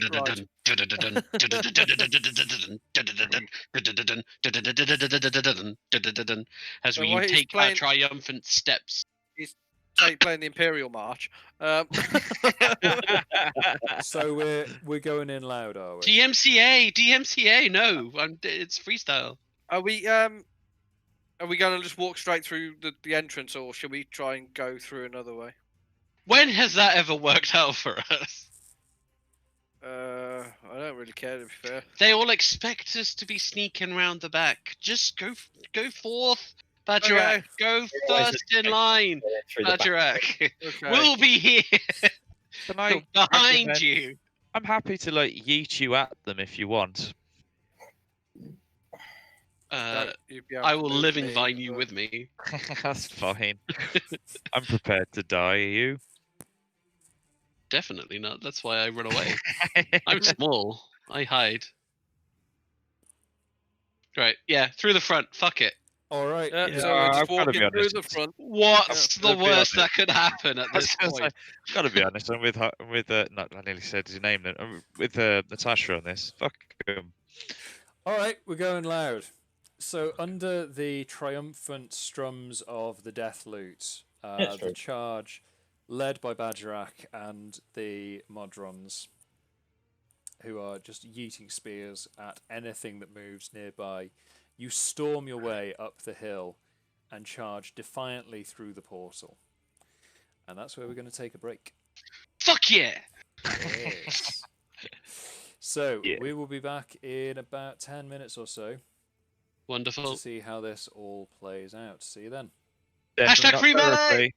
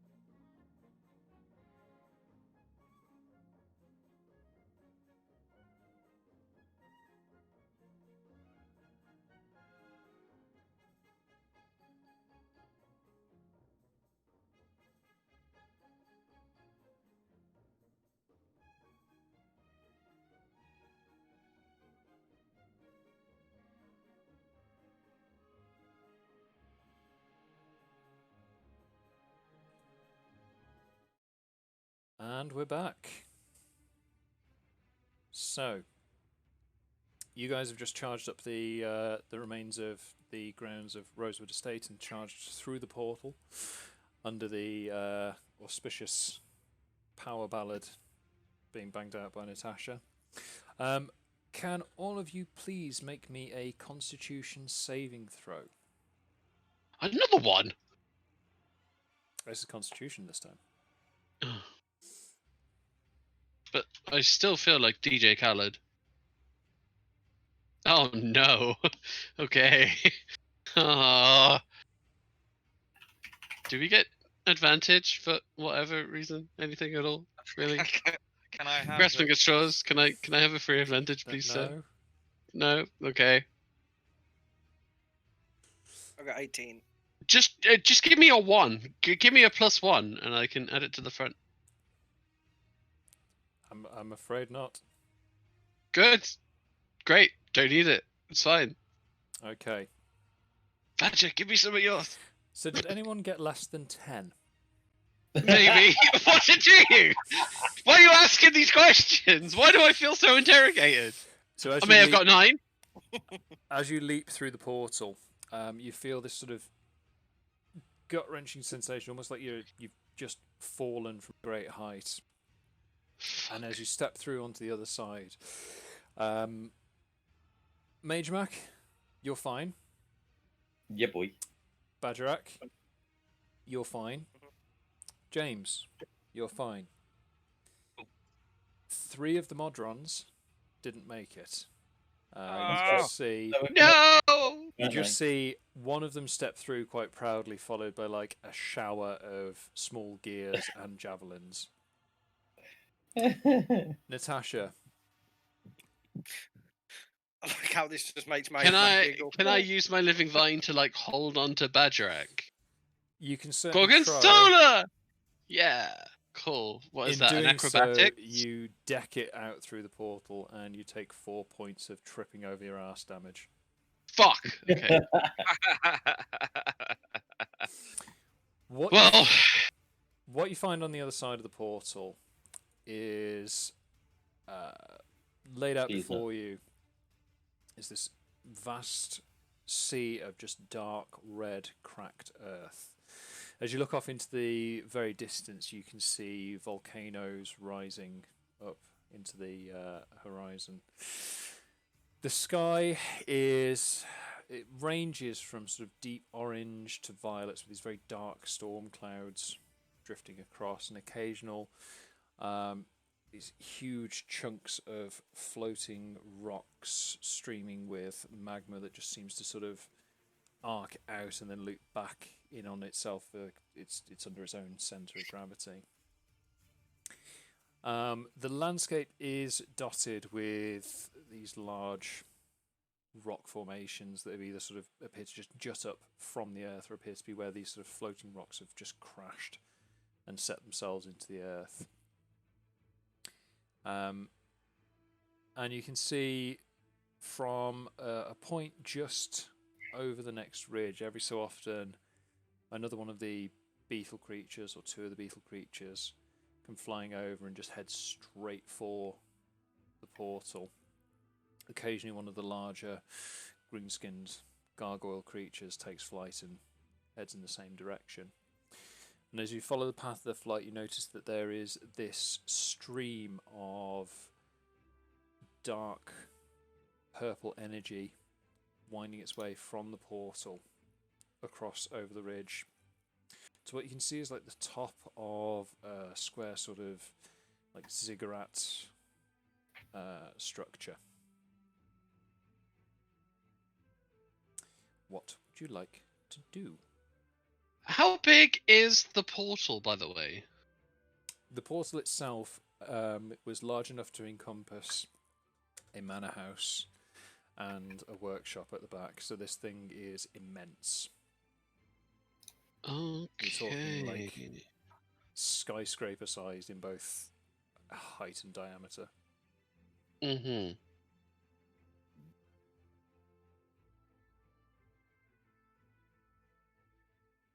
Hmm. So far, any of the creatures that are heading towards it seem just dead set on bombing it as fast as they can towards the portal. None of them paying you any attention. Are their flight patterns consistent? So ahead of you is like the sort of ridge of a hill. The ground sort of slopes up, kind of quite steep, away from you, and they'll also be flying over from this ridge towards the portal. Okay. Well, do you know what? Let's not worry. Let's not worry about it. It's fine. I'm just gonna head towards the ridge. I'm just enjoying that our tactic so far seems to be ignore it, it'll probably fuck off. I mean, We what deal was- with the source of the problem, and nothing else bad will happen. Ever. forever, ever? So Bagerac, as you make your way towards the top of the ridge, can you make me an investigation check, please? I can. It'll probably be terrible.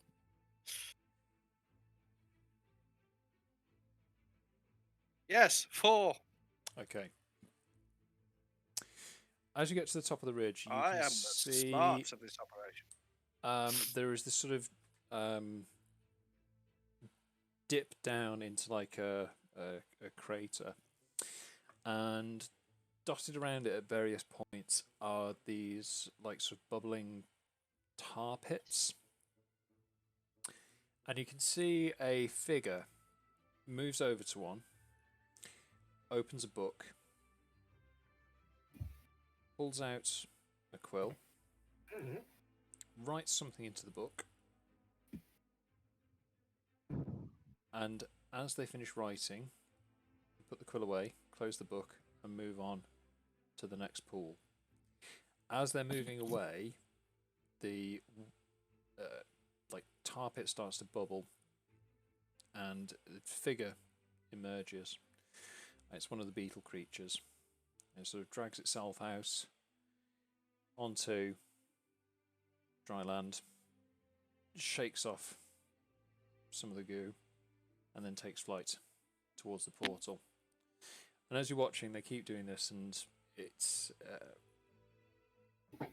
occasionally, most of the time, it tends to be these sort of beetle creatures. Every so often, it'll be one of the larger gargoyle creatures that comes out. Okay. Can the group with me, or are they still arguing about what the fuck we should be doing? I don't know. We'll go around the group, see what they're up to. James, what are you doing?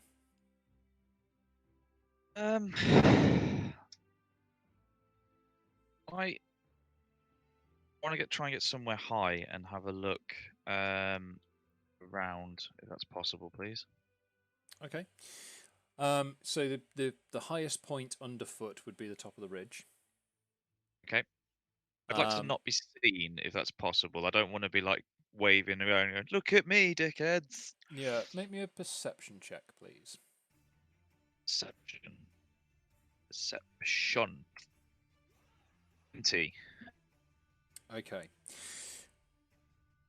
You reckon that the ridge would give you a decent vantage of the nearby area? You also reckon that at the moment, most of these creatures that are flying tend to just be heading straight towards the portal. And you reckon that if you took to the air, you'd probably draw a fair bit of attention to yourself. Right. Okay, can I like crawl up and try and peek over then in that case? Yep, that's fine. So from the Do I just, vantage point on the ridge, you see, same as Bagerac, he sort of indicates down to the tar pits, and you see the same figure going between them, opening the book, writing in the book, closing the book, moving away.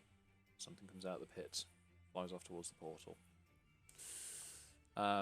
You can also see the from where you are, you can see that like violet stream of energy heading off towards this sort of ziggurat structure on the far side of the crater with the tar pits in. Magemak, what are you up to? I like rusty spoons. Oh shit, in the Fantastic. portal, his brain must be going haywire. Oh no, we shouldn't have brought Magemak. His secretary seems fried. Dunes. So you've made it through the portal. You've still got your one drone boy for about another 25 minutes. We're just going to chill. Cool. Okay. Chilling it. Atticus sort of just perching on your shoulder, just sort of sniffs around, spots one of the things flying overhead, just kind of hisses at it, and then sneaks around onto your other shoulder. What's going on, kiddo? What have you found? It's looking up at the creatures and it just says, you can see like the readout in your vision just goes, I don't like those. Can we kill one? Yes. Yes, we can. Excellent. I look forward to it. Looks like an Eldritch Blast is on its way. Yay, Eldritch Blast. The Modrons just sort of stood there to attention, all three javelins pointing upright, and it just sort of every so often rotates so that its face, the three sides of this inverted pyramid are sort of almost kind of like on sentry duty. So it sort of stops, looks around with the three eyes, and then just all six legs kind of and it rotates so that the pyramid's facing a new direction. Scans around and just keeps doing that. Natasha, what are you up to? Oh, that is a very good question, isn't it? What So you've am I seen up Bagerac and James have made their way up to the top of this ridge. Magemak seems to be sizing up something to shoot out of the sky.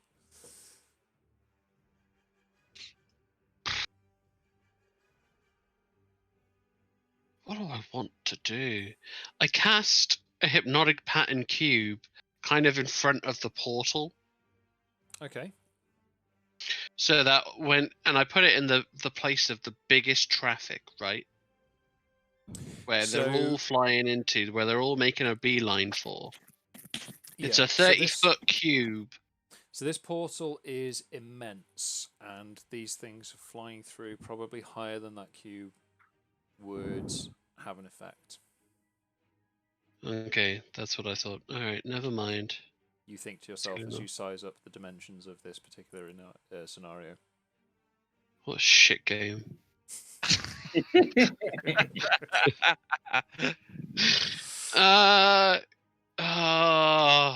Like I say, this portal is immense. They are heading directly, like they're trying. It's the shape of the portal itself is spherical, so they're trying to head towards the nearest point, which is the sort of the outward bulge, facing towards the crater that they're flying up and out from. That point is probably about 80 to 100 feet in the air. If anyone asks about this, by the way, guys, after this is all over, we will refer to it as the Battle of the Bulge. Inspiration. I dig it. I start playing my octopipes and make my way slowly to James and Bagerac. Okay. At this point, then, can I point to Natasha at the guy writing in the book and be like, do you think you can vine whip his book? Do you think I can what? Vine whip the book. Oh, yeah, sure. Gorgonzola! Okay. Remind me again what the range on that whip is. Alright, so the range on that whip is... What does it say? 20 feet. 20 feet. Okay. So in order to do that, you would have to bomb it down into the crater to get close to it. Unless someone wanted to carry me. Oh, I'll carry you. Yeah. Which I think is what you were getting at. Yeah. No, not at all. Alright, cool. So we hover on down. We're hovering on down. We're all sneaky like, and then Gorgonzola! Okay, so in terms of approaching it, can I get both you and James to make me a stealth check, please? Sure. To see whether or not he comes in like a stealth bomber or like an Apache Yeah, helicopter. so the combined stealth efforts of James flying as stealthy as possible Dear. and you resisting the urge to scream shit at this thing. Okay, I got a 22, so I did my bit. I may have rolled a little bit less. Can I Like, give some of mine to him? That's fine. It is. It's a group check, so the highest roll Yeah. takes precedent there. Okay, Fuck. so you're vine whipping at the book specifically. The book specifically, which should have no strength or dexterity checks, I'm sure of it. No, it wouldn't. But let's have a look. Do they? No, it's Christmas time. No. At all. So the whip goes out. The book gets snatched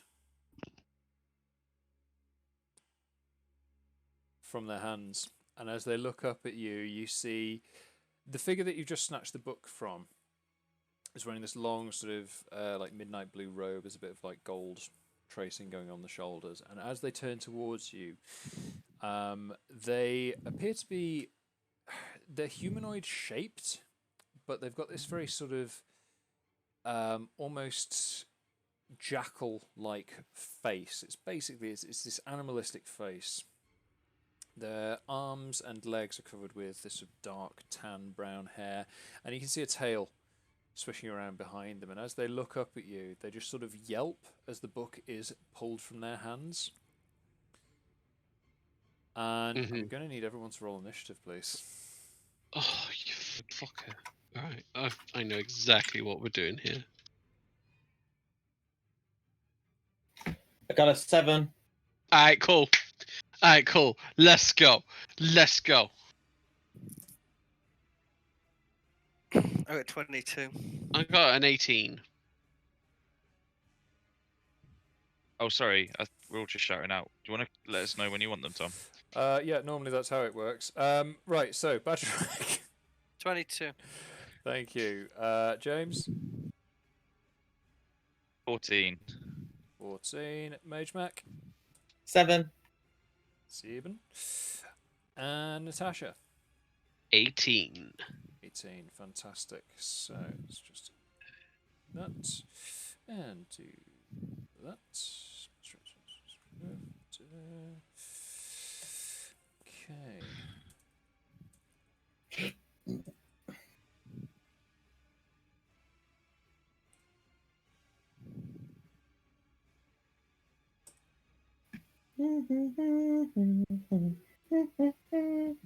Such a massive park. What could possibly go wrong in Jurassic Park?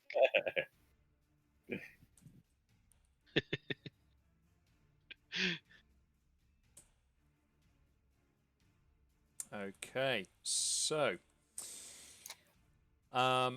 you guys basically get a surprise round against this thing. So Bagerac, you're up first. Oh, okay. I'd say How far away is it? probably about 40 feet away or so.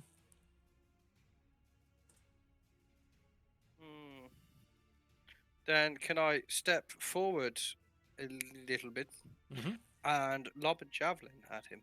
You certainly can. If you can make me a ranged javelin attack with advantage, please, because surprise! Javelin! Natasha, you're on deck. I know exactly what I'm doing. Don't you worry. Surprise, motherfucker! Motherfucker, you've been surprised. Some fries, motherfucker. Right, attack. This disguise, motherfucker. Oh, right, motherfucker. That's a 26 to hit. Oh That my hits. god. Wow. The damage is terrible. That's 5. That definitely hits, though. Yeah. I hit them yeah. really, really well, but I scratched them. But javelin- unfortunately, I picked the Nerf javelin. The javelin flies past, and it doesn't embed itself in, but it does like cut their forearm as they're sort of reaching out towards the book that's just been whipped away. So there's a nasty cut along their arm. Remember now. the end. Do you remember the end of 300 where Leonidas throws his spear and it just like grazes that guy Xerxes' face? I'm imagining that right now. It's true, but now you know it bleeds, and if 80's action moves has told us anything, that means you can probably kill it. Right. I mean, Very it doesn't true. stop me attacking things if I don't think I can kill It's it most true. of the time. Anything else, Bagerac? Well, since I can attack again, I shall yeet another javelin down at it. Right, fucking have this. Continue the Two yeeting, javelins, please. two furious. It's a shame you Um, can't attack recklessly with a javelin. I can, but I'm guessing the second one won't have advantage because he knows I'm there now. Correct, yes. Yeah. It's only a 14 to hit. Could you imagine if he Unfortunately, did that it? misses, so the one javelin just goes sailing wide and just sort And of embeds Just- itself into the ground next to him. You're right, dude. it was. I take it he knows where I am. It's like, oh, where did this javelin come from? I wonder where it went. Oh, the forecast didn't say anything about javelins this morning. Place. Look, one of those stupid beetles might have accidentally dropped one. Which one, George? Oh, George the Beetle, and his Yeah. clumsy javelins. Classic, classic George. Classic George. Cool. So, Natasha, you're up. James, you're on deck. Cool. I get James to fly us up a little bit higher. Okay. Cool. And then fuego up on this bitch. Okay.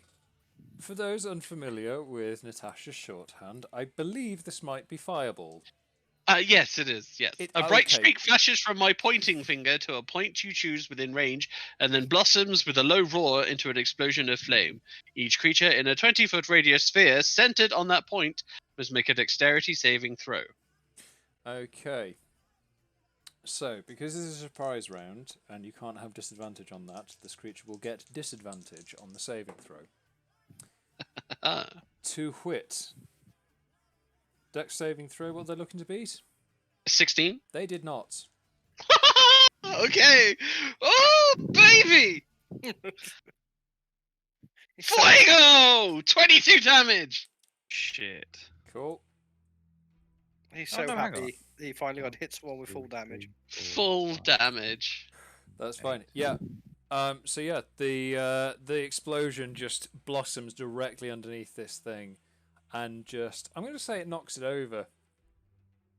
It's a powerful explosion. This thing is now on the On its ground, arse. on its arse. Fuego! Okay. Anything else from yourself, Natasha? Just cackling. That's fine then. So, James, you're up. Magemak, you and your one remaining drone assistant are on deck. How secure is Natasha to me? Like, You are have you- holding her with both arms. Hmm. And I'll say, given the safety range of Fireball, you're at least 30 feet into the air. Yeah, it's alright. Let's go and put me down. Yeah, I think I might have to. I'll put you down first. Okay. Yeah. I'll cast Zephyr Strike because why Yep. change the habit of a lifetime? Yep. And I will bomb it at them That seems a bit excessive. with an attack. 16 to hit. That misses. Oh, wait, no.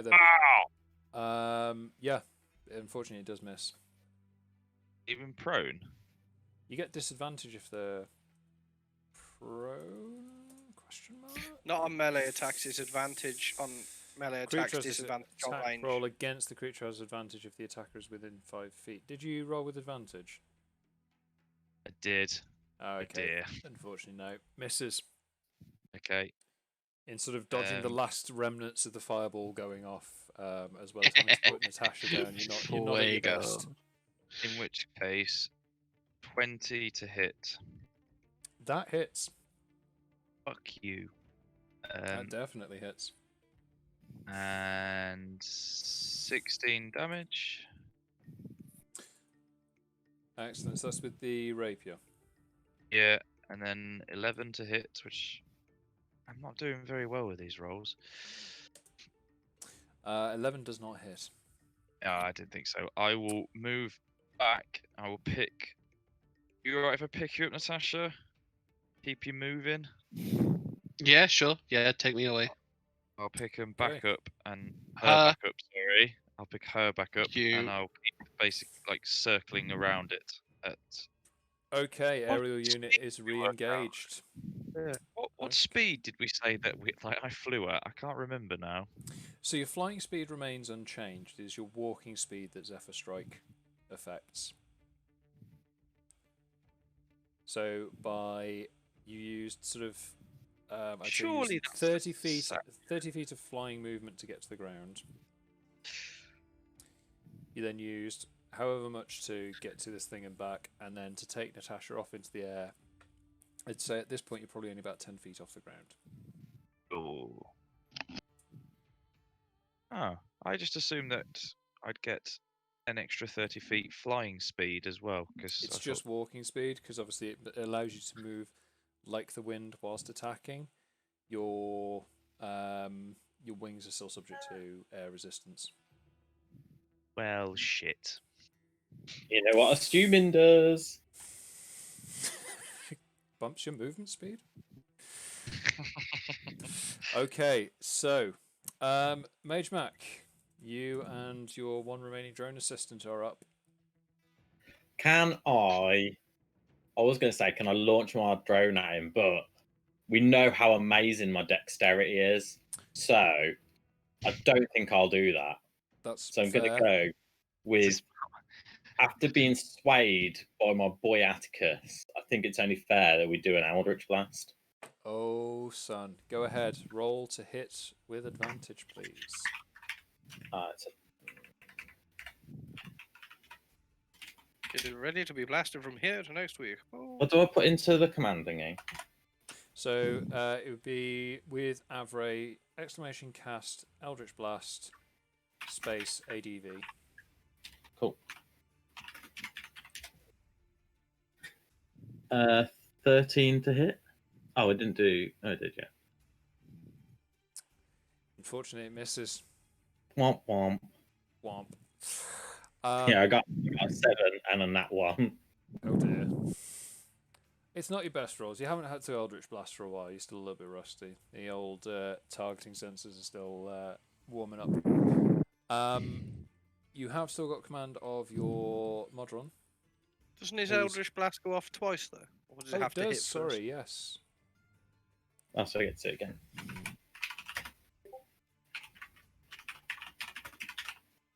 Does I get advantage on the second one, or? I'd say so, yeah. Yeah, because don't they fire both at the same time? His one's like. I got a 16, That hits. and then we get a 5.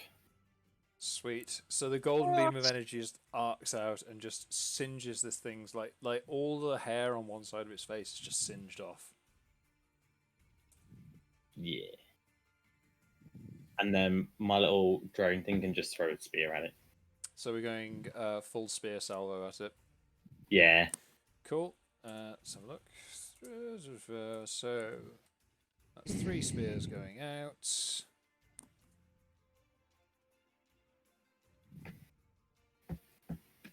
One of them hits.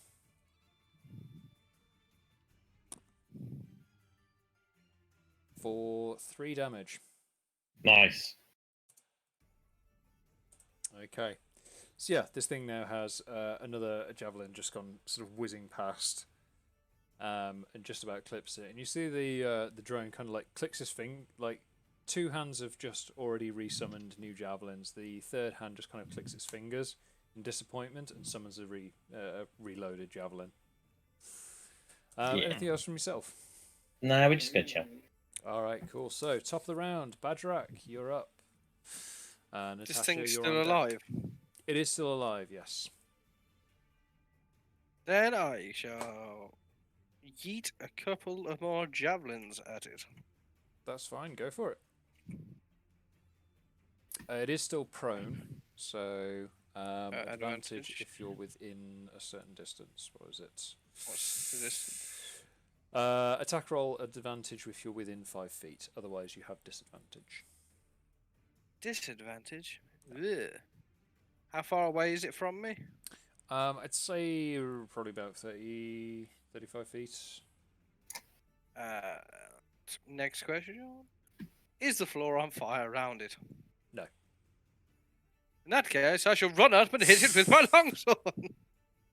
That seems valid. If you can roll to hit with advantage, please. This creature is already regretting many of its life choices. It was just walking along, writing It's in its having book. a Next thing you great know, time, just writing in the book, making some notes, and then you happened. that's 27 to hit. That definitely hits. Damage, please. 13. Excellent. So yeah, the longsword comes in, and this thing is looking beat to hell right now. Well, it's going to look a bit more it's beaten. bleeding, and it looks fearful. I hit it again. Go for it. That's 16 to hit. 16 hits. Roll some damage, please. 7 damage. Okay. Yeah, you just continue to like wail on this thing, and it is desperately trying to get away from you in the dirt, but it is not succeeding. Anything else on your turn?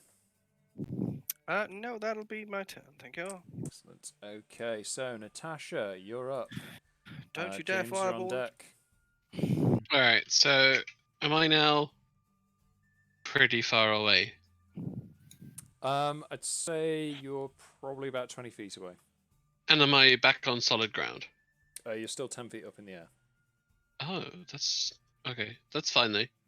That's fine. I'm going to cast some vicious mockery Cool. at this guy. Wisdom saving throw of 16, please. Okay, let's see how they do. So total they rolled a 20. Oh well, fuck him. Saved against it, unfortunately. Yeah. Anything else? No, screw them and their stupid cat Okay. face. So, as the string of insults, including stupid cat face at what is clearly a dog-faced child, it's probably why it didn't go off. Use the wrong animal. Yeah, insult. that's what I Yeah. mean. You know. Yeah. They sort of the words kind of you said them, but you didn't feel them. True, I wasn't really feeling it. Not after the highs of Fireball. Also, this So- thing has just had as far as it's concerned, it's just had its book stolen. The ground exploded under it, knocking it onto its ass, and then a half-orc has proceeded to run in and pummel the shit out of it, along with spears from fucking somewhere and a bolt of Eldritch Blast. It's It's not very doing bad great confused. to day. begin with. It's very confused indeed. Had a bad That's day. the at work. best of times, isn't it? Anything else from yourself, Natasha? I'll also put a small bet on that it hits itself in its confusion. All right, that's fine. I'll take that bet. Cool. Sound. Cool. James, you're up. Magemak, you're on deck. I'm gonna put Natasha back on the ground and dive back in to hit him. Cool, go for it. What was that? You're going to put Natasha back in the ground? What did she Sure, do? It's just gonna really throw her fucking hard. Stay here, yeet. So yeah, go for it. Roll to hit with advantage. Yeah. 17, 17 hits. Roll some damage up, please. 10. Excellent. I mean, who would use their co-allies as weapons? So the rapier comes in and slashes across this thing's chest as it's sort of scrabbling back in the dirt away from you, or specifically away from Bagerac. It didn't entirely intend upon also getting attacked by an enraged bird man. Start there.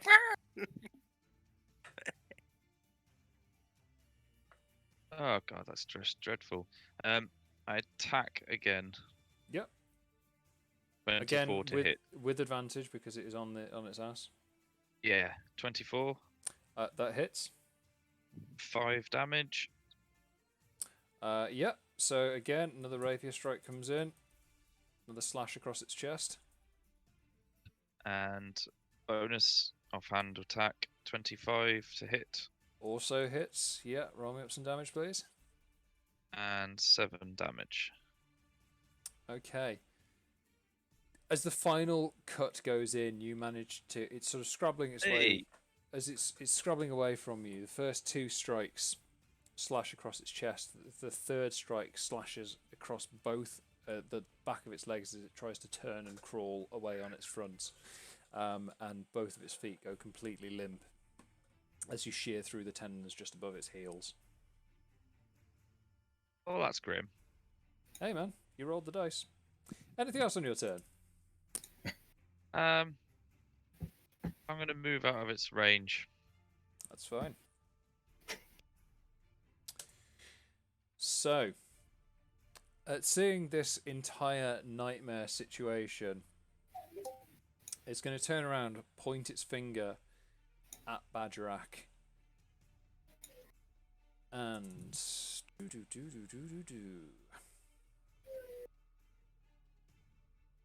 Okay. Bagerac, I need you to make a dex saving throw, please. Is it something that I can see coming at me? It's not a trap per se, it's a spell. It's against effects that I can see while not blinded, deafened, or incapacitated. Is the main Yeah, thing. definitely say you could see this coming. So is it a saving throw? Is it? Dex saving throw, please. Why, are you throwing a wild cliche at him? No, he's throwing you. That's a 16. 16.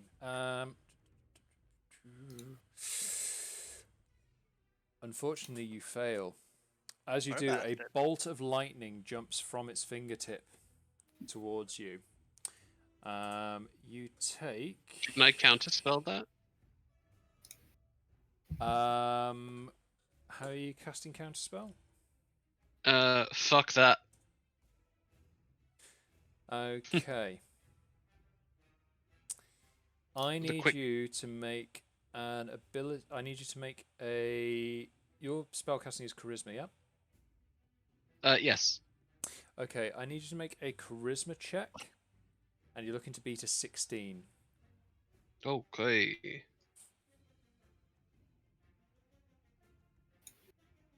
18. 18.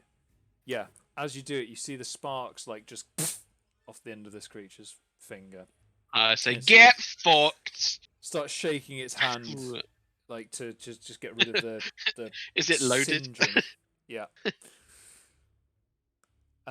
Yeah. That is pretty much all it is able to do on its turn. And we then move to Magemak and the remaining drone. Not this again. What would you like to do, buddy? This thing is looking. Can I summon more drones? It will dispel your existing drone. That's okay. If we can get more out. That's fine. I If feel you like they want do more work than I to, do. if you want to burn a spell slot on it, by all means. Yeah, why not? Cool. Get to it. Okay. 6. We got a 6. Okay. So your tri-drone turns towards you, salutes, and then is immediately dispersed into a cloud of dust. A rain of golden light comes down, and you are now joined by 8 duo drones, which are basically modrons that look like 2 sort of boxes stacked on top of one another, with a face on the top box and a set of arms coming out the side, and then sort of like a joining linkage in the middle, and 2 legs on the bottom. Each one of them immediately stands to attention, a javelin at its side, and a salute in the other hand, ready to go. I'll get to it then. start throwing. Okay. So you've got 8 duodrones, and each one gets to make 2 javelin attacks. So that's 16 javelins. Not many. So they still appear to be suffering from the effects of summoning sickness because only 2 of them managed to hit. Can't believe this. However, Still would have been done better if I'd. They still did better than me. The Eldritch blasting. So the 2 that do hit both find their mark quite handsomely on the creature, and you can see that it is bleeding out now, and it is struggling to breathe. Anything else from yourself? nah, we chilling. Okay. Top of the round then, Bagerac, you're up. Oh, I got to put the thing out of its misery and take a swing at it. Go for it. Badger the benefactor. Is this thing back on its feet or is it crawling? No, It's it can't be walking. still crawling. Yeah.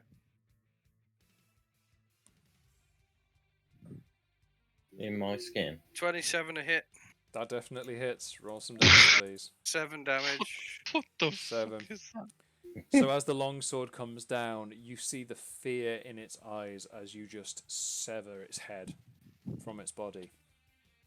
Now, unlike the previous creatures you've killed, this thing dies in front of you and just bleeds out. Its body does not turn to goo. We Can I are... search it and see if it had anything else on it other than this book Natasha has? Okay. So, we're out of combat.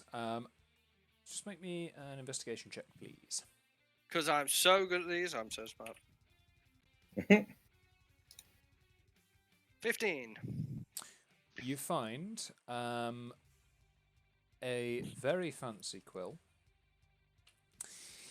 and a small set of pince-nez glasses on a gold chain.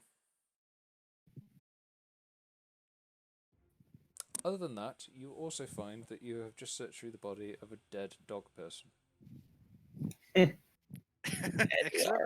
I'll just hand the quill and glasses to Natasha to go with the book.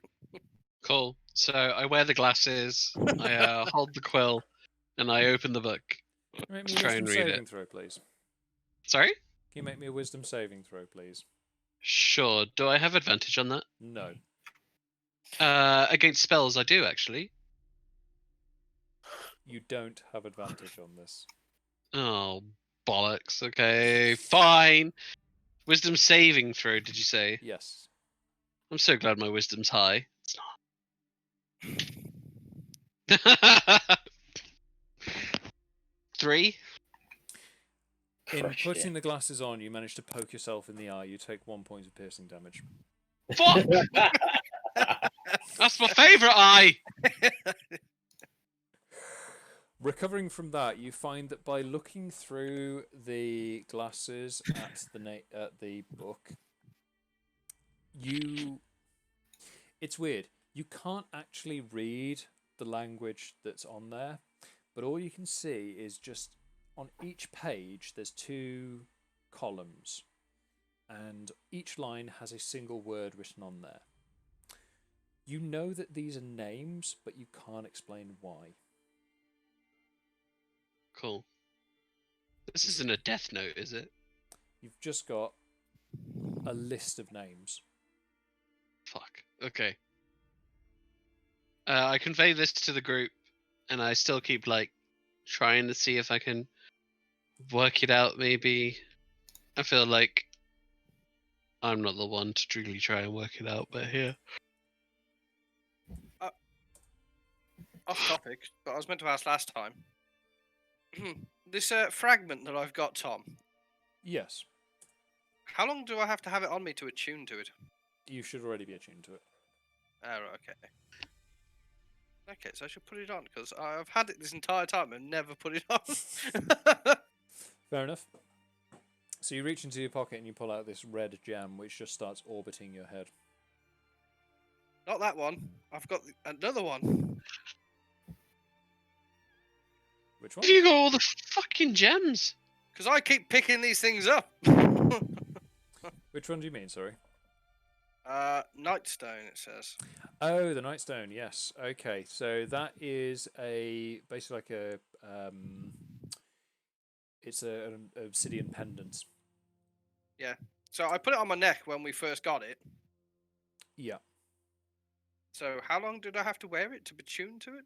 Oh, that's fine. If you've worn it overnight, which you already have, then you're. I've worn it for like a week. Yeah, you're definitely attuned to it at this point. Okay. Do I still know what it does or not? Because I've just put it on. Is all So I've you done. were informed by just jumping back a little bit. You were informed by the cleric of the town of Nightstone that as a fragment of the Nightstone from which the town got its name, this is a gift of protection from the god of storms, Talos. Okay. If you have a look through the item description, it'll explain how it works. Yep, that's fine. I just wanted to know if I knew what it was and what was going on before I start reading. Fine, no worries. Yeah. Can we go back to the spinning red jewel? Because that sounded interesting. That's the one that increases my armor. I've been wearing that one the entire time. That was looted from the Toll Troll. Ah, yes. It is an Ioun stone, named after Ioun, the god of knowledge and prophecy. And it conveys a certain amount of protection to Bagerac. Gives me a +1. Okay, Lovely. so one dead jackal-headed creature. You notice that none of the tar pits around you have spat anything out in the last. How long was the combat? It was about 10 minutes ago. About a year ago, isn't it? Yeah, they haven't spat anything out in the last 18 seconds. Everything that just happened took 18 seconds. Oh, Yeah, you murdered hard. So yeah, we did. you find Badger yourselves went down. in the bottom of the crater, one dead jackal, a series of tar pits, none of which appear to have spat anything out in the last 18 seconds. You've still got the... you can still see overhead there's that stream of purple energy going from the portal to the building in the distance. What would you like to do?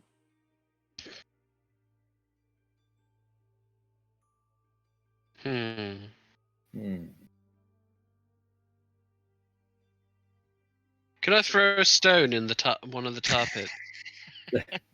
Yeah, See what certainly. happens. Just make me a dex check, please. Sure.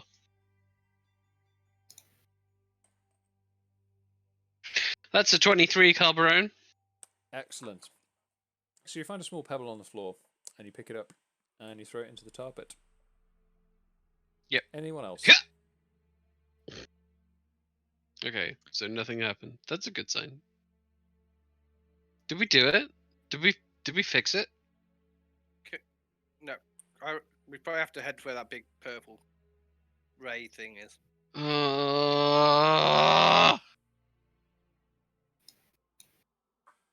Fine. She says as she strops about having to save reality. Yeah, stomp my way over to the purple light. Just think how much like gold the town would give us for saving them.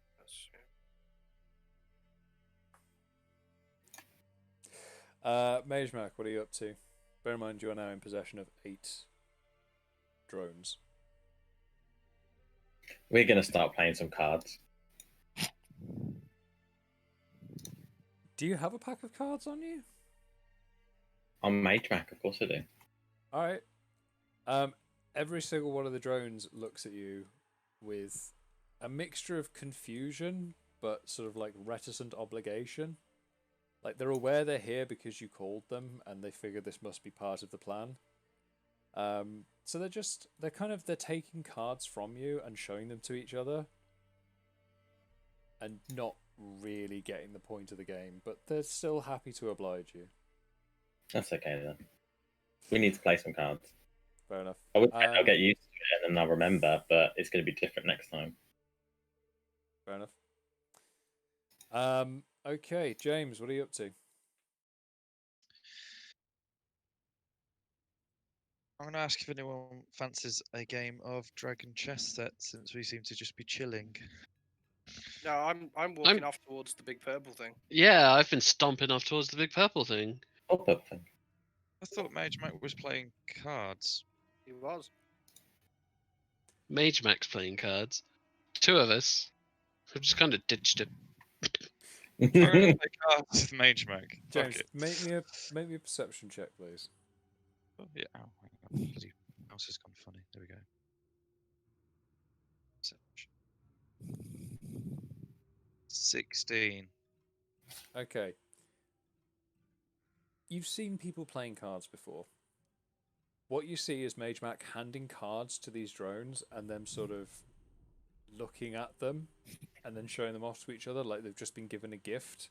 And as he's trying to get them to engage and play cards, like just none of them are getting the point of this. Like every single one of them is just like, I have these cards. Do you have these cards? No. And like a couple of them are like trading to try and organize them into like suit and number order. So it's almost like he's playing a 9-person game of solitaire. Can I take one of them and try and teach it Dragon Chess? You can. No. Whilst the thought crosses your mind, you are also aware that Natasha and Bagerac have started making their way up the ridge. And also, don't those things only listen to Magemak? Yeah, that's why I asked. All right, if he's not going to let me, I will go with them up to the ridge and see what's on the other side. Magemak needs all of the drones to pass cards to. Okay. Come on, drones. Let's go and follow these guys. They're obviously abandoning us again. The drones. Hey, there's a little thing called reality. Maybe you should check in on it. I look for playing cards or Dragon Chess with you, and you ruined it. All of the drones just kind of shrug and follow you, but whilst they're moving, they're still like passing cards back and forth each other to like get them organized into order. behind his back. No, they're not making like any attempt to hide it. They're following Magemak up the ridge, but they're just passing cards back and forth, and you can see them sort of like chattering, just making sure like one of them's got all of one suit from like numbers 1 through 5, and then another's got the same like 6 through 10, and then they're just like they're trying to get the cards back in order after they've been shuffled.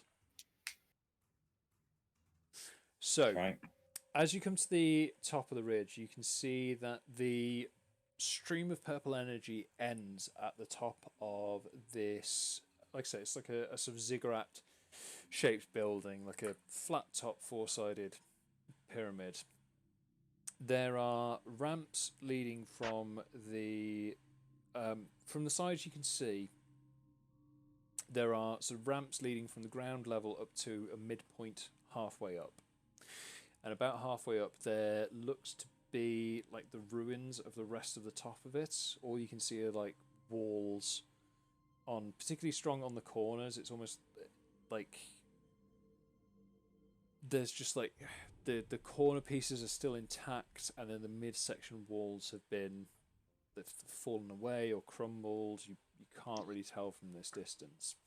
But you can see that this stream of energy sort of comes across the top of the ziggurat and then takes a sharp turn down towards the centre of it.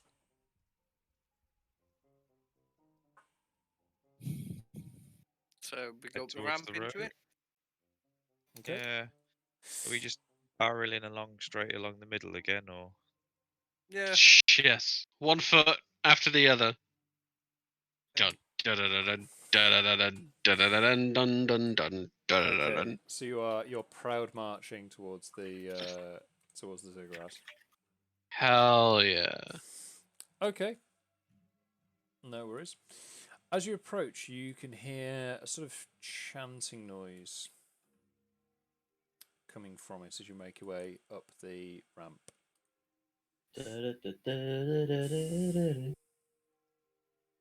Getting towards the top, you can see the open space on the what would have been originally the first floor.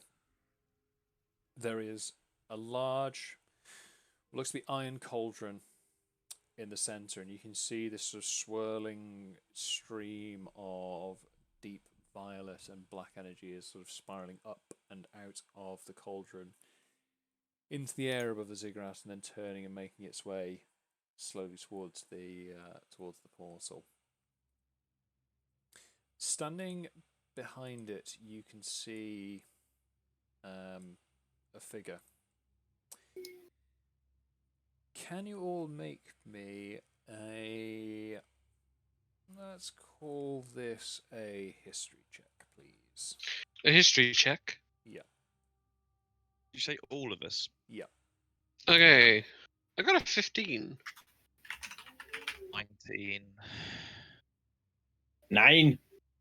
13. Okay. Where are we? So,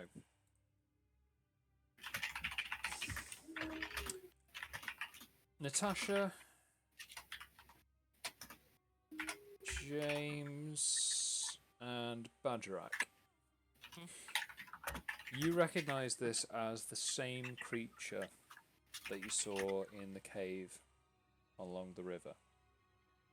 The same creature that had disguised itself as Chief Auditor Welby. Magemak. Yeah? You are slightly upset that your drones have organised the cards into order after you spent so much time shuffling them, because it's not easy to do with your new hands. I can't believe this. I know, right? Bunch of dicks. What you can see is this very slender, grey-skinned humanoid figure. It's got this sort of elongated, alien-looking head. No features on the face, save for two large amber oval eyes. It's wearing these quite elaborate-looking, like armless robes, and it's carrying a particularly elegant-looking sort of scimitar. And just every so often, it sort of dips the tip into the cauldron and stirs, and then mutters, and you see this sort of like almost like dust that it's throwing into the cauldron.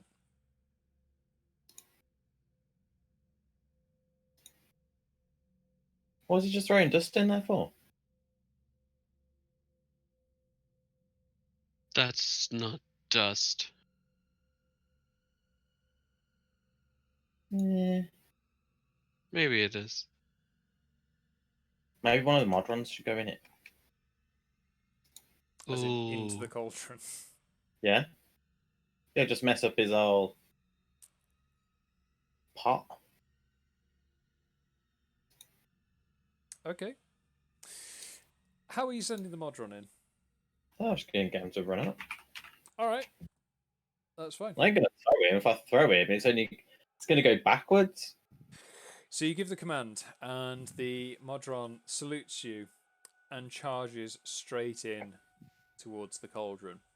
You watch as the creature kind of just stops stirring for a second and notices this little boxy construct just running towards the cauldron, and then sees it climb in and just goes into the cauldron. It sort of looks over, shakes its head slightly, and continues stirring. You now have 7 Modrons.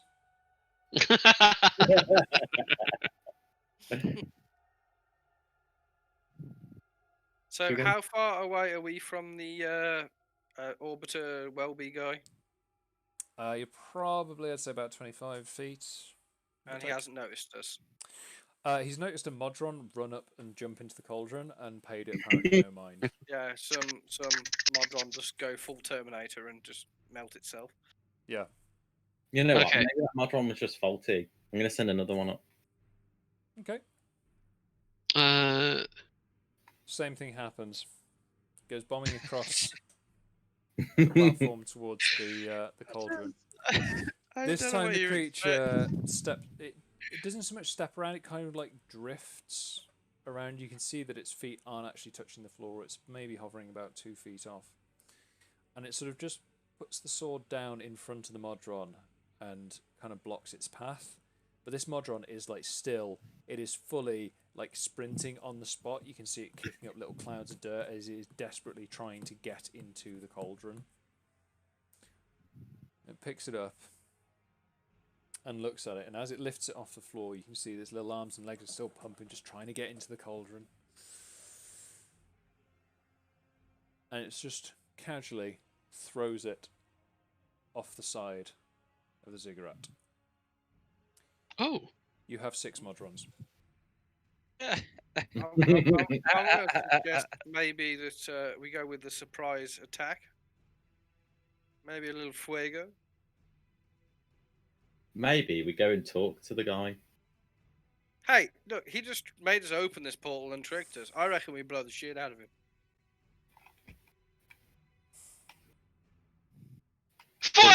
Oh! But what if the world ends? Meh.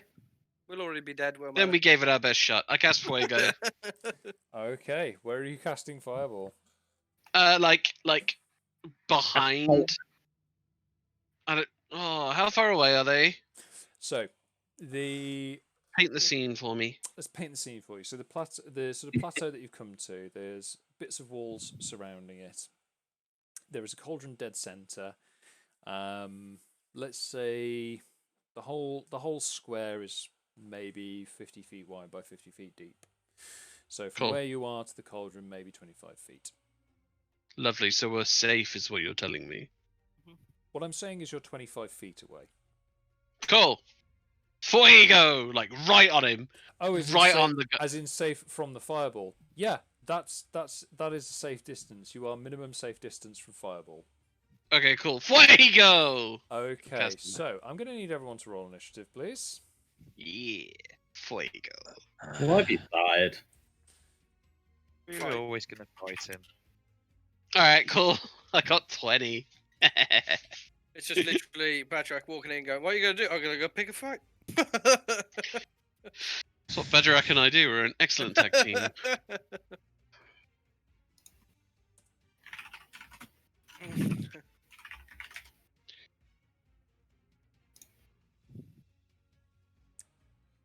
where are we?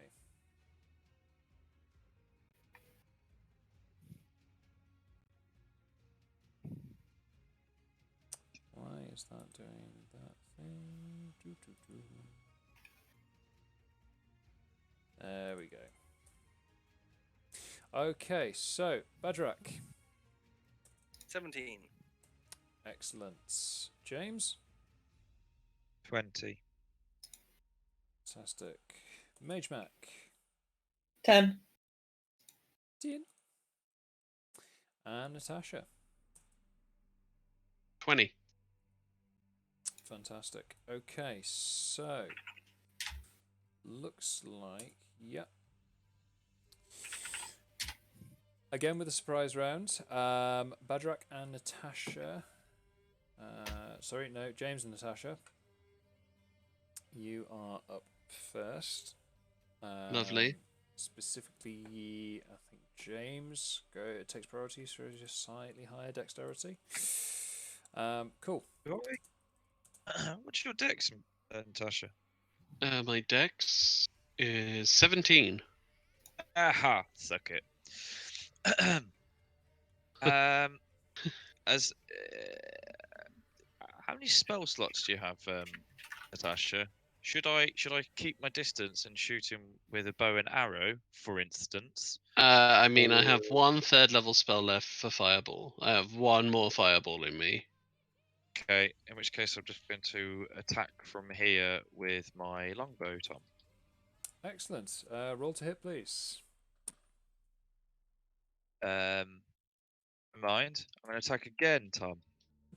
Okay. It was really bad. He was more likely to hit himself. Yep, 14 to hit. 14 misses. Yeah, I thought it might. Yeah.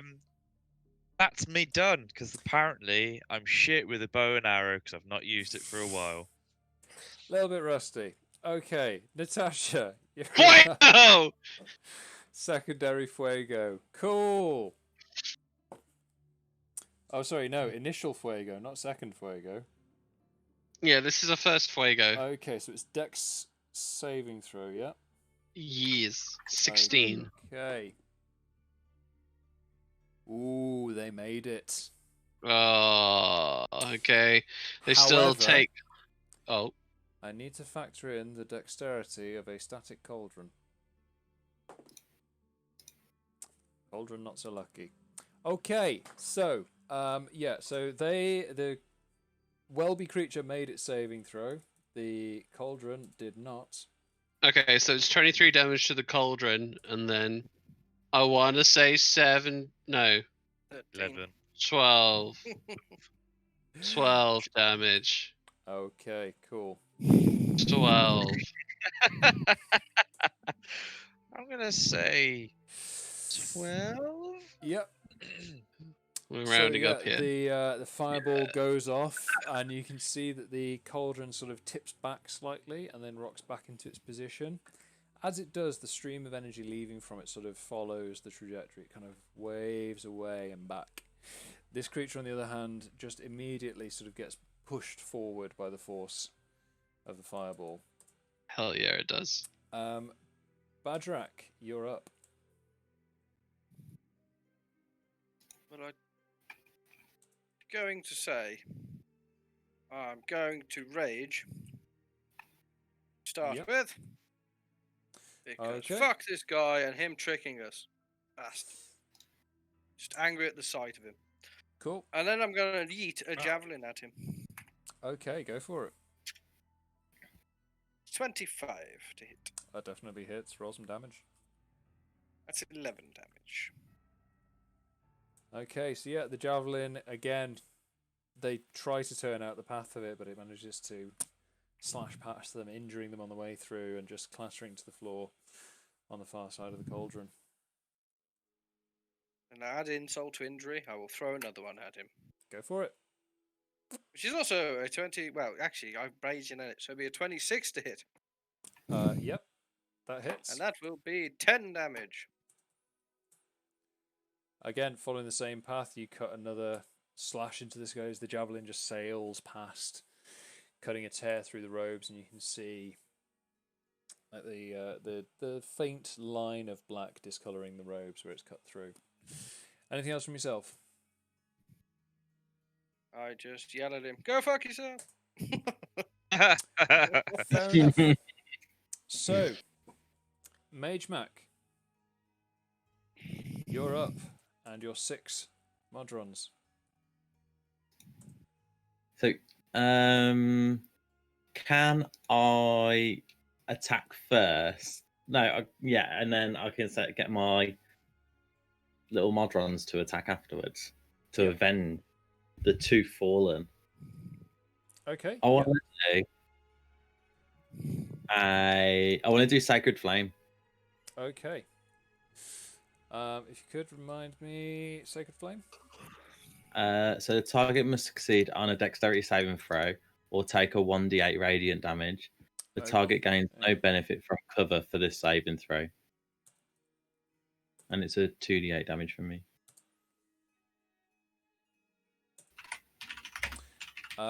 They saved and made an 11.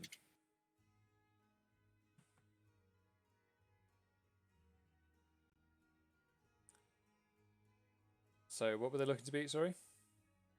13. They failed. Roll some damage. A total of 4. Okay. So this pillar of golden light just shoots up from the ground beneath it. It's sort of knocked backwards as it glances directly under the chin. And you feel the power of Primus surge through you to just essentially extend what you believe may be the tip of a giant middle finger from the ground beneath it. Go, my little Modrons! Chuck your spears! All Modrons, full volley. Full volley. Okay. Get him. So, got 6 mod runs, and they are all making a javelin attack. 2, 6.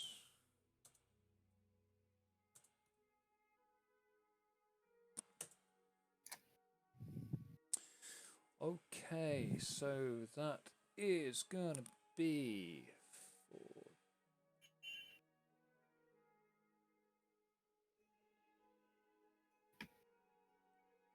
Damn.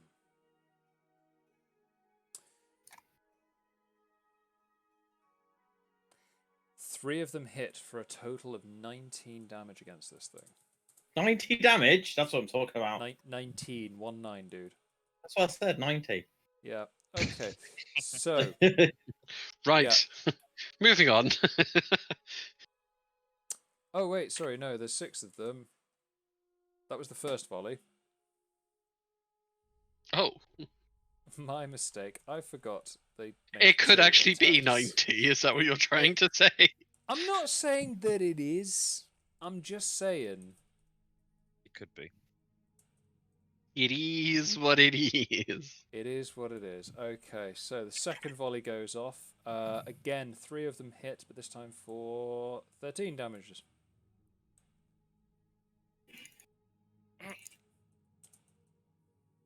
Also, Natasha, yes, blatantly what Bagerac did. So yeah, between the 2 volleys, they do a serious amount onto that. Anything else from yourself? Magemak?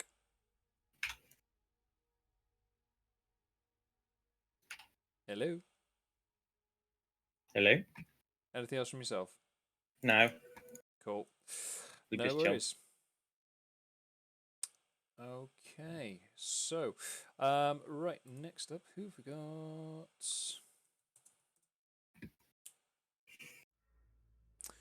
Okay. So this thing is looking pretty pissed off.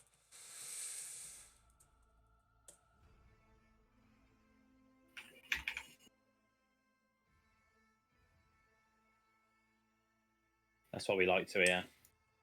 I need everyone to make a dex saving throw, please, as it raises its hands to the sky. Fuck. Deck saving. Yep, dex saving throw. What? Ah! Yeah. I'm waiting for Magemak, yeah. Deck saving.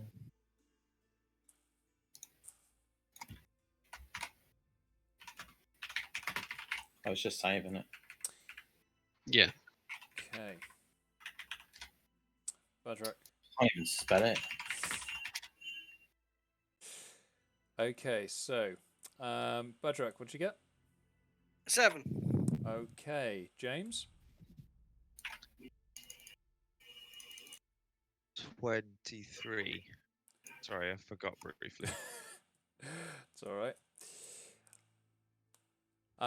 Natasha? 23. And Magemak. 17. Okay. So, as this creature raises its hand to the sky, you hear this roaring, and all of a sudden these huge balls of fire just start hurtling down onto the floor. I'm going to need for Magemak, Natasha, and James to take 10 points of fire damage each. 10? 10. I imagine the others will take 20. Bagerac, you take 21 points of fire damage. Would that be halved since I'm raging? If you have resistance to it, then yes, you would take 10 Yes. points of damage instead. Yes.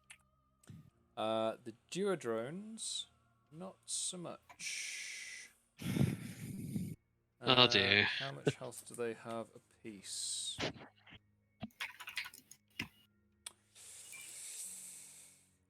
Yeah. 2 of the duodrones are still standing, but they are incredibly battered. The other 4 are particularly toast. Can't believe this.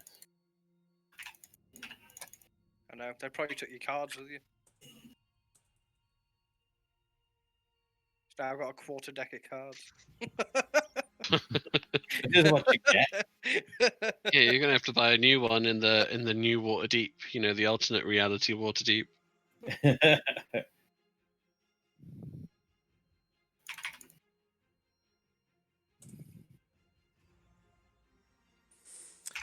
Okay. That brings us then back to the top of the round. James, you're up. Natasha, you're on deck. Lovely. Did you say that they've been blown apart and that the cauldron was damaged? The cauldron has been rocked. It's now sitting back on its position. Is it held up by chains, is it, or something? You Yeah. didn't see. Okay. Is there still like the energy pulsing from it or anything like that? Still streaming up towards the sky. If I fly up a little bit, can I see it and see how it's held up in place? It would be an investigation check and would represent your action for this turn.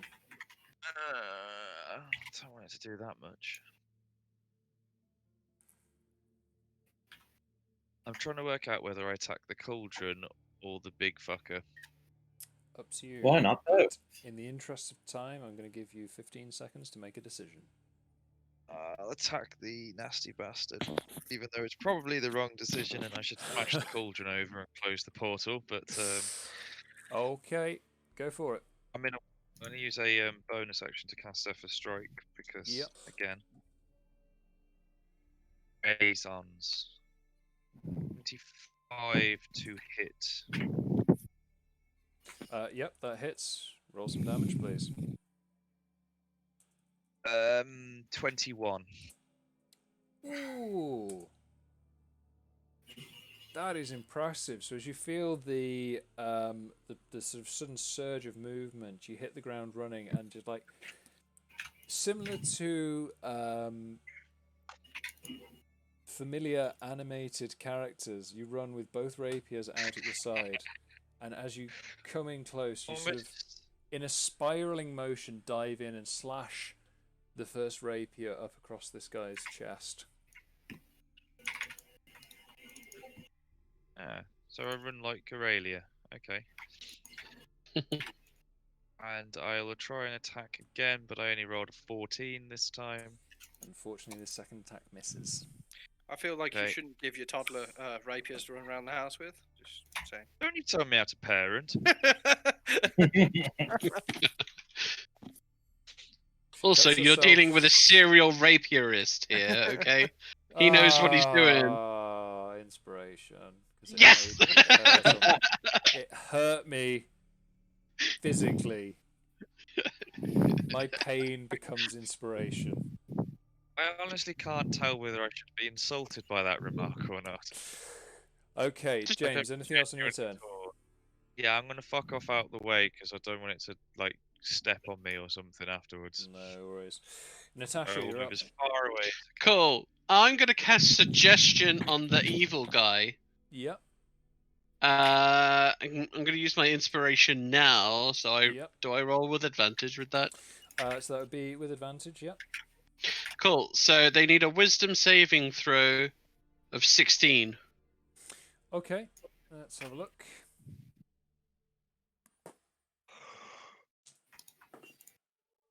What's your suggestion? My suggestion is that they tip over the cauldron for good.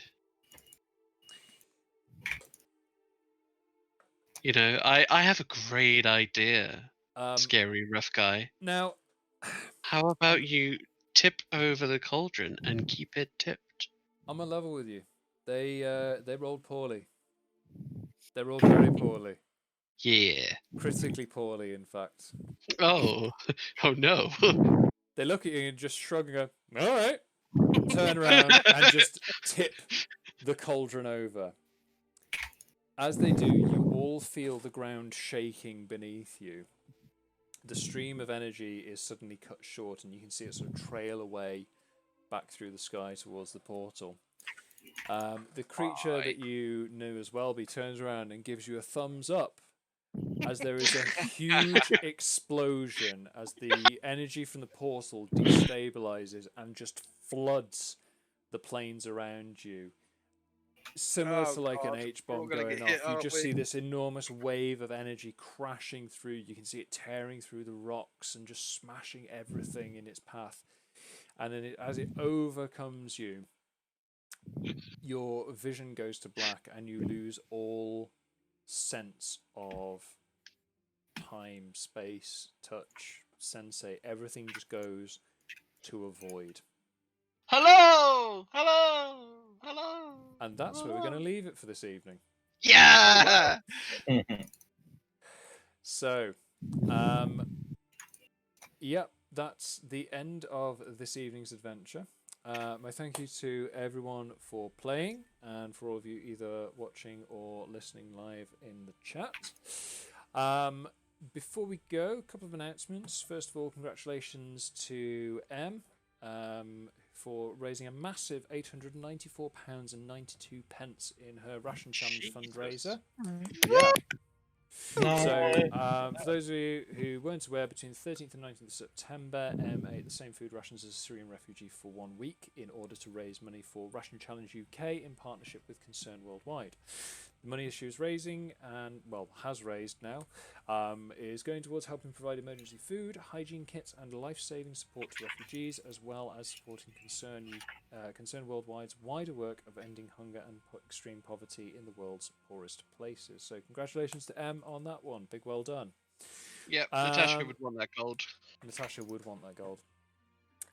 Also, Magemak is represented here tonight by popular internet and Twitch celebrity Davesprout. Dave, what are you coming up on stream this week?